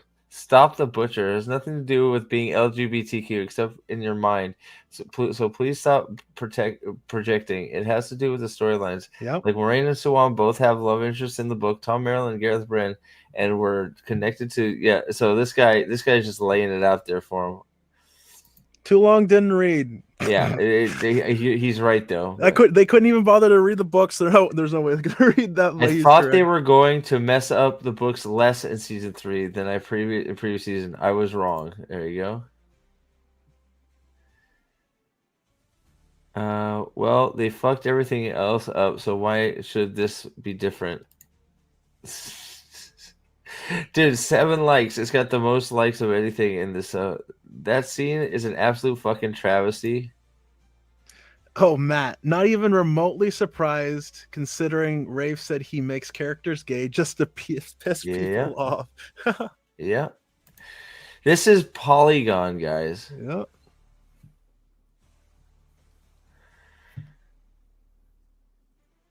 Yeah. Look at, man, Polygon. This is Polygon. Mr. Fibbles, man. Oh, Mr. Fibbles, you're fighting a losing battle.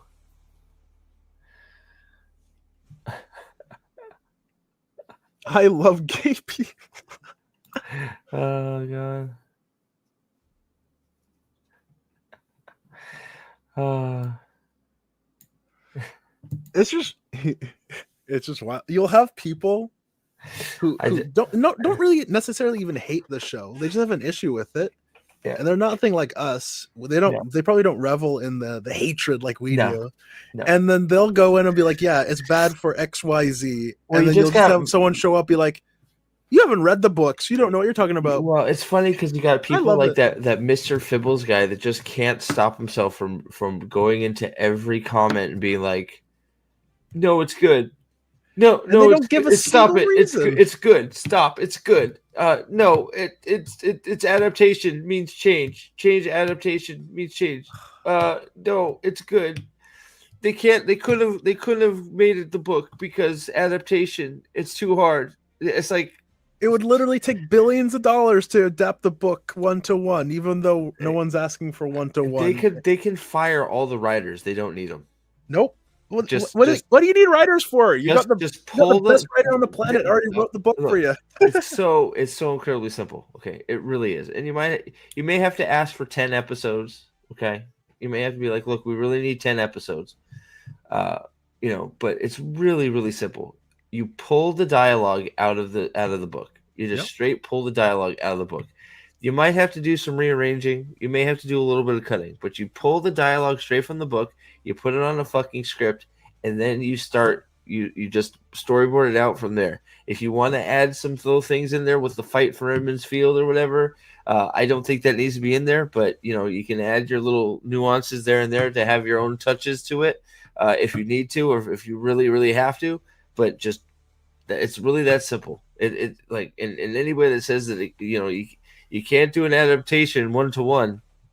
Look, I'll say it again because I've said it a million times. We never asked for a 1-to-1 adaptation, but I'm tired of people saying you can't do it. You can do it. You're just choosing not to. Yep, that's it. Yep. So nobody asked for a 1-to-1 adaptation, but I'm tired of having to say that because it's false. You can't get a 1-to-1 adaptation. You're just choosing not to. Like even look at something like Solo Leveling, an anime. You have it being adapted from the manhwa, which is it's basically manga. It's already drawn panels, basically similar in, I guess, scope to an anime. And even in that, it's not a 1-to-1, and everyone loves it. people don't care if it's a 1-to-1. They care that it's at least 80 to 70% Yes. the source material. Yes. That's all I want. That's I would all, go for 50. Yeah. There's not even 50% of this that is booked. All I need you to do is to hit the main story elements. If you have to change some dialogue and all that stuff, then look, that's fine. If you want to add some scenes for yourself here and there, like you want to tell a little bit more Logain's backstory, you want to do a little bit more time in Camelin with Morghese and crew, fine. But you need to hit the main story beats, and you need to spend the time with the characters that need to have the time spent with them. And you're not doing that. You're not even close to doing that. It's to the point where it's not it never was the Wheel of Time. That's how bad it was. It never became a Wheel of Time adaptation. You never got there. Nope. And I understand that manga to anime is almost always pretty close to 1-to-1, but most anime is never 1-to-1 because there is just stuff you need to cut, and there's stuff you need to change for pacing, right? Like, when it comes to manga, it's released in serialized stages. In anime, you need at least like 11 to 13 episodes a season. Like sometimes you just have to drag it out. Sometimes you need to cut stuff back, condense stuff. Yeah. And as long as it's faithfully done, as long as it's really close to the source material, people still love it. Like Solo Leveling right now is pretty damn close to the source material, but there's cuts and changes to the story and plot. But no one's really hung up on it because people don't really care that it's not 1-to-1 carbon copy. They just want it to be faithful. It does get close to 1-to-1. That's not what I'm saying. I'm saying that there's just stuff that there aren't, like a good one would be like Hunter x Hunter. Hunter x Hunter is not 1-to-1 to the manga, and there are people that are upset that they skipped some stuff, but. Sorry, I had my daughter pop I would say fillers is different than changes. I'm not so much speaking about filler. No one likes filler, even though people do understand why filler has to happen. Nobody likes filler, but like I think you could have done like if they wanted to throw their own stuff in there, you could have done a Manetheren flashback. Yep. Instead of having that cringy song, long ass, too long horse ride. You could have just done a flashback to the Battle of Manetheren with Aemon's last stand, right? With him and his, you could have done that. You could have done the Logain cold open and done it better. There's things you can inject, so you are adding your own creative vision in some of it while still adapting the thing that you're supposed to be adapting. But they don't do any of it. They just.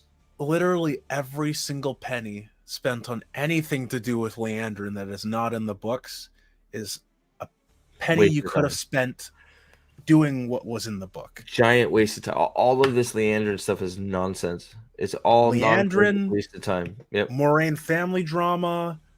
Moraine Suan snogging. Like Warder's ripping off shirt, twisting nipples. Yep. Peeing on tree. Warder's having feelings. Everything with Alana. Every minute Alana. Kane got it. Every minute Alana's on screen is a minute you could be doing something that actually was in the books. Like it's like there's so much shit that is not important to the story. Never was important to the story. Is not in the story that you guys that they're putting on screen and giving me the it's an adaptation. Things have to change. Bullshit line it's tiresome now. And it's one of those, man, you are a sad person that you have that little expectations of things. It'd be like me going, hey, we're going to make a Spider-Man game. And then it's about Wolverine. Yep. Or It's making a Spider-Man game and it's about Miles Morales. We saw how that happened. yeah, we see how they love that, but at least that's a Spider-Man, I guess, a version Yeah. of Spider-Man. I'm talking about like Yeah. I mean, Wheel of Time. I feel like it's saying like, hey, we're gonna do a Lord of the Rings show, and then Neo is your protagonist, and you do the Matrix. Yep. It's like, But hey, this is the Matrix. This isn't fucking Wheel of Time, or this isn't Rings of Power. Like, you know what I'm saying? It's like you say you're doing one thing and then you do none of the thing you say you're gonna do. That's what they're Yep. doing. and people keep on bringing up budget It's when it all comes bullshit. to Yep. The like they excuse literally trade they is wild. destroyed an entire set for a scene that was never in the book. All that money, all that CGI, everything Yep. was All that money for that one scene for her to yank down the fucking wine spring in for no reason. Just kill Just them to with light. reveal You just showed us you can use lightning. Shoot them with lightning. You know, upset the ground. Like make if you have to throw rocks, unironically, if they had just stuck to the book, they would have saved money. Yep. I feel like because it's you wild. don't really have any big set piece like action sequences except for just before Shatter Logoth, maybe Terran Ferry, and then definitely at the Eye of the World and when Rand is at Tarwin's Gap. Okay. Yeah. I just it's just all the excuse train and all the people that are willing to carry water and make excuses for how bad this is. It really is. Like, I know they want to come and call us the pathetic ones for being so upset that they can't do an adaptation that looks anything like the thing they're supposed to be adapting. But I think it's really the other side. You sitting here defending people that fail at their job. I mean, you failed. You failed at your job. You have not adapted Wheel of Time, so you failed. Like, objectively, this is not Wheel of Time. Like, not even close. If you had somebody in isolation that didn't know this came out, and you said, "Hey, when you were in a POW in wherever you were, a Wheel of Time or this show came out. We've read every fantasy book. Can you tell us which one it is?" They wouldn't know. Nobody would know. Magic system would have been better served. It was treated more like Shark and Jaws. Less is more. Well, yeah. They would have saved a lot of money on CGI with that, because I'm trying to think of in book one how often. I'm pretty sure the only time we really saw the one power was Moraine, and again, she used it sparingly. The biggest thing I think she did prior to all the Rand stuff at the end was making a wall of fire, and that was basically it. Yep, absolutely. So, yeah, in name only. That's 100% correct. So, also, I have a question. You know how they color code weaves now? Yeah, because hey, they all have colors now. Isn't that so much better? It's still shit. Why is every weave Rand does red? Fire? Because all he does is fire, man. Because he's a hothead. I know, but he didn't use fire to break the mirrors. He used orange lines. Yeah, but orange is fire, right? Why didn't he burn down the building? Sure. Orange is fire. I don't know. They don't know. They're using a bunch of lines. They're using a bunch of globs. They're not really weaving anything. He used what Egwene told him to do. But yeah, even remember when Rand was channeling, and again, even the show fans acknowledge this. Moraine saw him channeling Saidin and saw the taint. You're right. She did say that. How did she know he was? How did she know? How does she know? The only explanation is that you can see men and women channeling. Because she visibly reacts to him channeling, and then she visibly reacts to the taint showing up on the one power. Wait, she saw it? 100%. And even the show fans acknowledge this, which is funny. It's just she looked at his hand. She looked at his hand but she visibly cringes and reacts when she sees the one power and when she sees the taint on it. Does she really? Hold on. Uh-huh. Hold on. You're talking. This is episode 1, right? I think so. It's when no, it's not in episode 1. It's when it's after What's him when and he's Lan doing are sparring, and he's talking about what is it? Moraine saying you need to learn, and he's like, yeah, but you don't understand. It's not that I can't hold the power. It's that that's all I want to do. It's water for a man dying of thirst. Blah blah blah. Episode 2, maybe episode 2. Yeah. Hold on. Oh shit. God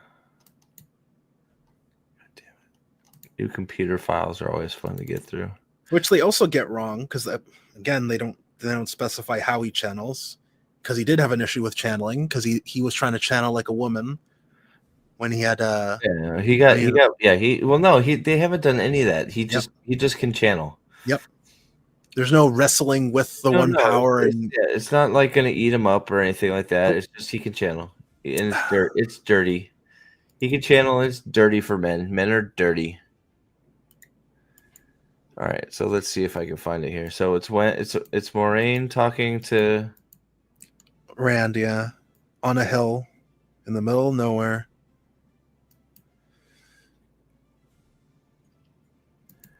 Seriously, can you close your room? It smells like pussy in here. Okay.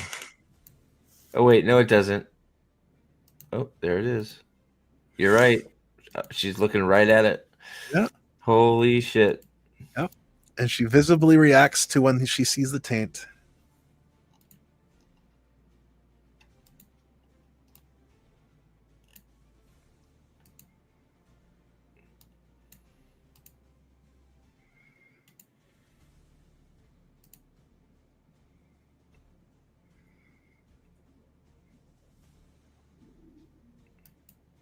Come on, show. Jesus Christ.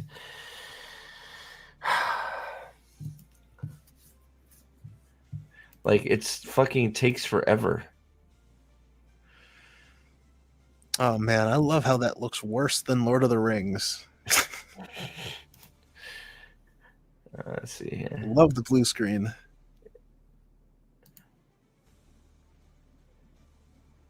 Look how bad that looks, bro.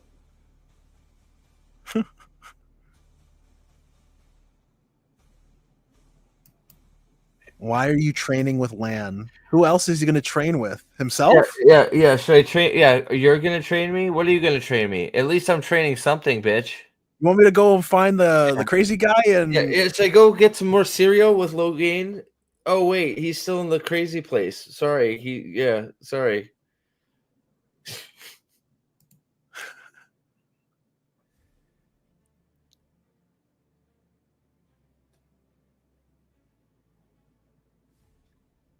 He's been channeling. It's not. He just channeled last episode. Like they're doing this whole thing where he's like, you didn't earn this part at all, right? Like this whole him fighting you haven't done this. Mm-hmm.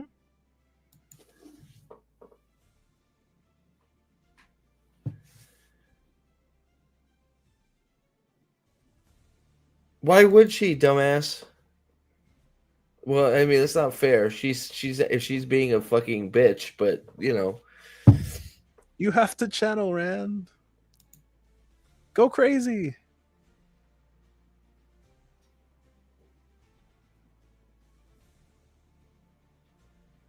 Oh, and then he channels. You have to channel, Rand. Well, here, he's channeling. Mission accomplished.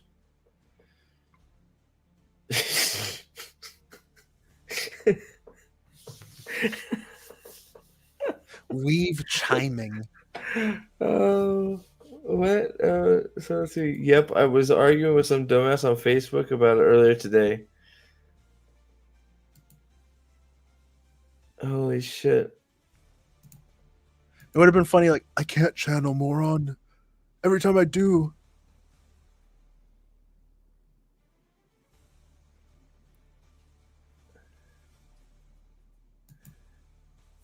Yeah, It sure looks like she's visually looking at the weaves in his hand, doesn't it? and the taint. Because look at her. Look, Yeah, no, her her face changes because that's why I paused it there, because you can see that her facial features are changing when it's turning black, because he's controlling the taint apparently. Like, yeah, she's looking straight at it. She's looking straight at it. There's no doubt she's looking straight at it. The music also does change. You're right. Yep. It's not Sidene though. No, the thing is that they say Sidin even in the flashback, but the subtitles translate Sidon to mean one power. No, Yeah. was it the other way? Yes. They Yes. say The old tongue Sidene means one power. yeah.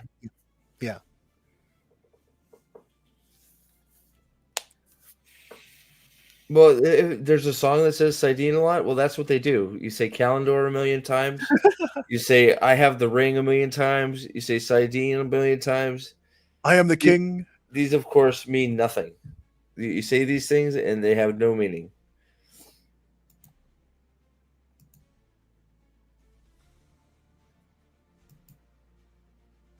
Looking straight at it. They're not even trying. She's looking straight at it.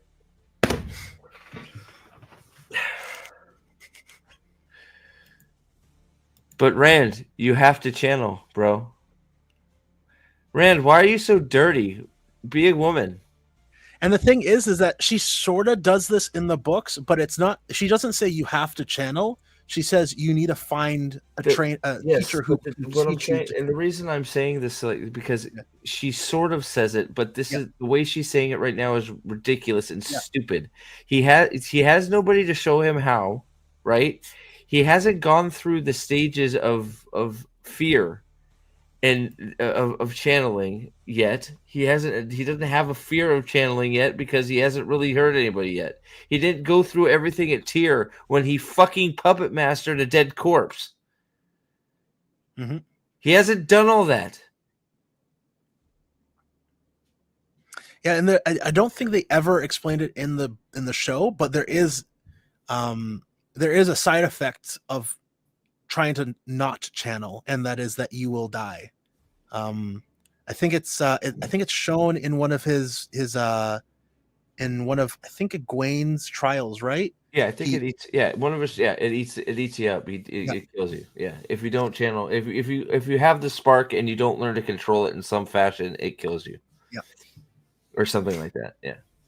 But he hasn't done. We haven't addressed any of that. He hasn't done any of that. He's obviously not afraid of channeling or having any sort of issues with his stomach or anything like that, right? Mm-hmm. Because he just channeled, and then he looked like it sure looked like he was holding the taint back to me until he said, "Oh, and it's dirty," and then the dirty stuff came on.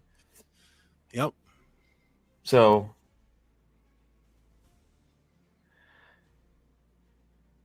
And they fuck up. So this is how you know it's not Sidene. Because they fuck up. It's not the description of Sidene.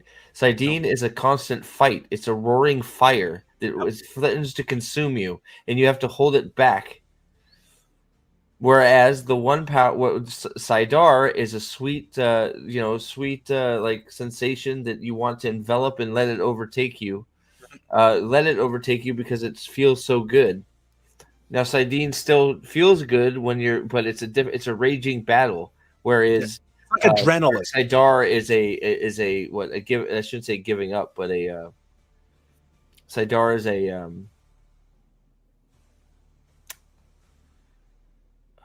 allowance. It's like what's the word I'm looking for? Sidar is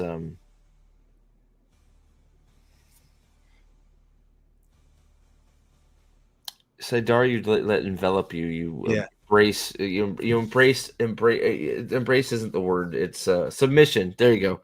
Like both. Sidar, you have to submit. Sidene, you have to fight. It's completely opposites of one whole. That's the whole fucking point.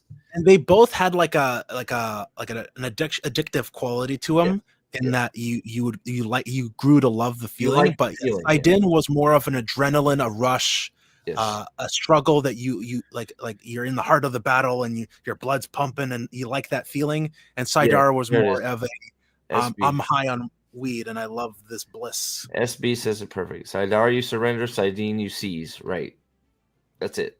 That's perfect. I think it's clear that during the scene, Rand is identifying as a woman, so it all makes perfect sense. I think you might be right, Mule. I think Mule nailed it. Yeah. And again, though, this weave is orange and red, meaning he's channeling fire. Well, no. What? So yeah. So is he weaving fire right now? What is he weaving? I'm guessing because he's weaving. The answer is he's weaving nothing. Which is what they're doing half the time. They're weaving nothing. They don't understand. You're supposed to take threads of the pattern and create something. They're holding threads all the time. They're just holding threads. They're not doing anything. This is not a fire weave. This is just him going, "Oh, I'm flipping some thread around."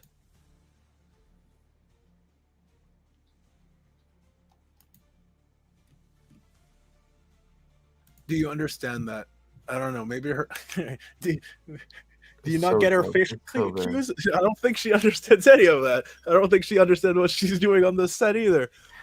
It's like a fire in my belly and my balls. You want to fuck? I can get it out. It's like Jesus Christ. Like I'm surprised that's not what happened, but you know. I will give you that, Aldan. I did like the gateways. I hate the gateways. You don't like them? I think they're shit. Why is it not a black line of emptiness?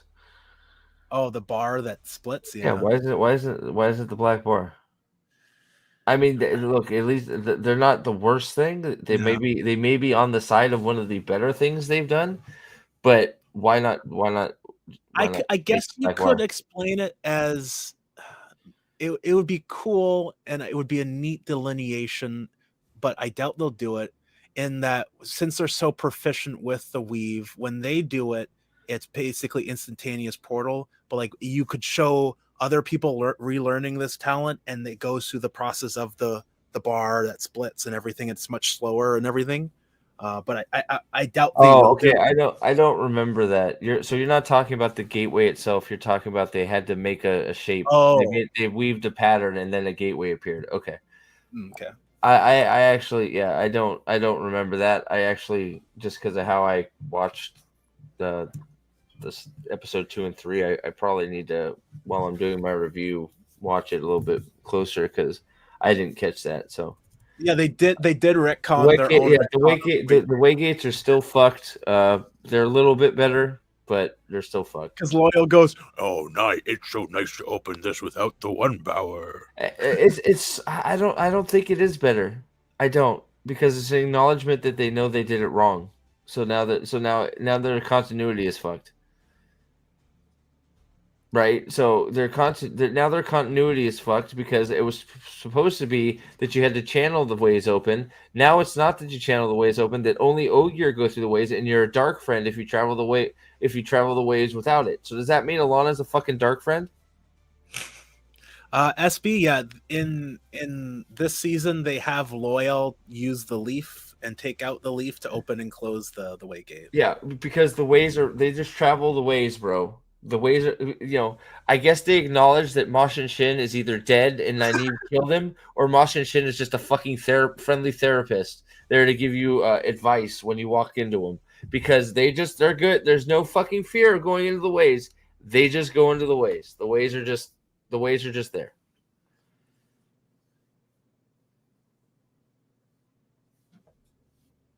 So if you're talking about the pattern for the way for them making a gateway, I'll try and pay attention when I'm watching it to acknowledge that, because if they're trying to make a pattern with everything to create a weave, that's better. That's what they should be doing. They did do that, and it was cool. So good. Then that is a good thing, right? That's what you have. That's the whole point. That's why they can see Rand channel. Their mouth drops open because he can make so many patterns so fucking fast. Everybody's like, how the fuck are you doing that? and he Instead of just going, ugh. makes multiple of the same weaves while using He's different sitting there weaves. doing this, making weaves with both hands, go shooting shit. Like, it's not fucking hard. It's not hard. And you know why I know it's not hard? They did it in another show better. What was it? Discovery of Witches. Oh, Like they have her. It's still slow while she's training, but she's taking threads of the pattern basically, and combining them to make knots, which make a spell. yeah. Still means you can't lock a waygate when the one power can just open it. I wonder if they're making it so there's specific waygates that can only be opened with the one power, and ones that you have to pull the leaf from. It's fucked. See, that's what I'm talking about. It's fucked. so it's just fucked because by the way, again, Alana went through the waygate in front of Loyal. So how did she get through it if you needed a fucking Ogier to do it? If you channel into the waygate, does the door disappear still? But yeah, I don't think you have to worry about it SB129 because I doubt they'll get to any plot point where locking waygates is ever irrelevant. No, they'll be busy too busy fucking Loyal. I wonder if Loyal is gonna have 2 dicks, one for each of them. What do you think? Comments? I just really hope that Sanderson has a line in there about them questioning if Ogier biology works with human biology. That's all I want. I'm telling you, there by the end of I think it's probably going to be by the end. So what's going to happen? My thought is this: the Edmondsfield fight is going to happen, right? Mm-hmm. They're going to survive barely. The Bane and Chiad may save Loyal to fulfill their toe to him, or he may fucking save him. Who fucking cares? You know, the way we know toe works, Loyal should be beating the fuck out of the both of them. But apparently that's not how toe works for Outlanders. But what's gonna happen is my suspicion is he's not gonna succumb to their womanly ways. The whole season for most of the season until the fight happens in Edmonds Field or one of the fights. I don't know. There's going to be a fight. Loyal and the girls are going to be close to death, and like he's either going to save them or the girls are going to save him, and then they're going to fuck. Yep. Also, Padden Fane used a leaf for the waygate in season 1, but it was an off-screen screenshot. Really? They never used it. Didn't happen. Yeah. No, True. serious. No, serious. Never use it. Didn't happen. I know exactly the screenshot you're talking about. They didn't put it in because they decided to have Moraine open it instead. Oh. It's not a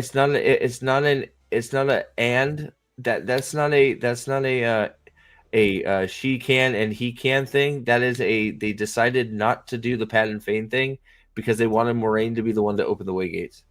So they edited it out. So that is not a thing. So canonically in the show, waygates are opened by the one power, not by Avacyn leaves. Oh yeah, we're gonna be getting Fane with the White Cloaks. Yeah, Fane's gonna be there with his dagger. Where'd he get it? Nobody knows, but he's gonna have it back.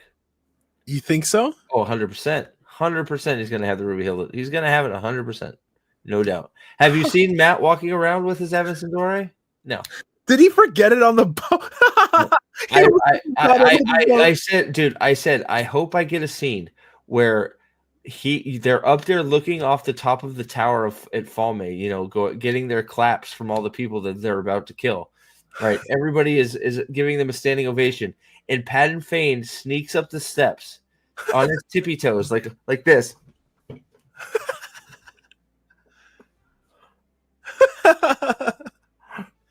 Picks up the dagger and walks away. I fucking need it. Please. Please. I guess Aerith isn't a thing in the show?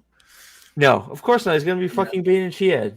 No, they do seem to be doing the longing relatively quickly. No, they're not. No. Dude, don't mistake that for anything of substance. Okay? They realize... Dude, it is literally a throwaway line because they realized they hadn't said the word fucking steading. They literally realize it took them 3 seasons to realize that they're like, oh shit, we haven't said steading or longing. What is a steading, Loyal? Oh, steading is where I'm. What is the longing, Loyal? The longing is like. It was like some of the worst fucking writing I've ever seen. Correct. A steading hasn't been uttered at all. Though I wonder if they did.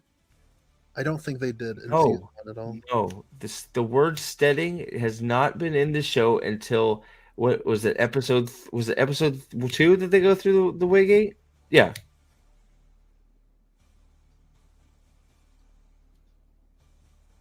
Yeah.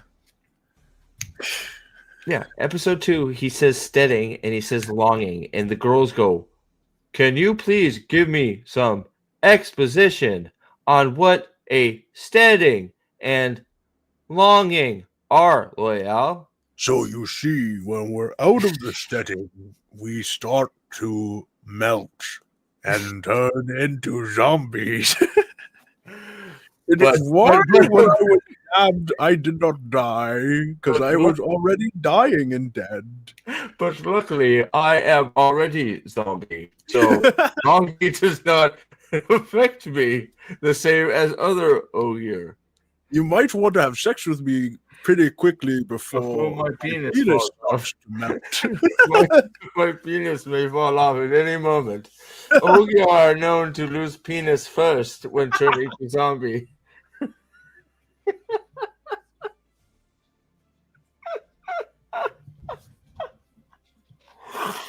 Oh my god.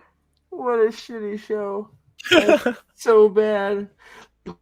It is literally, oh, we forgot to explain what steadings are. We better take 5 minutes and try and explain what the fuck going on with an Ogier.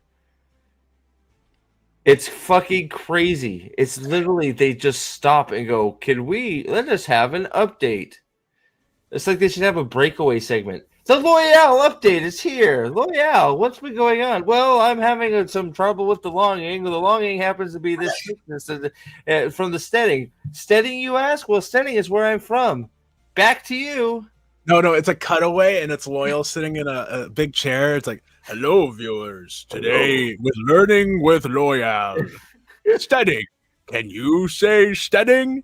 By the way, I remembered. I like books.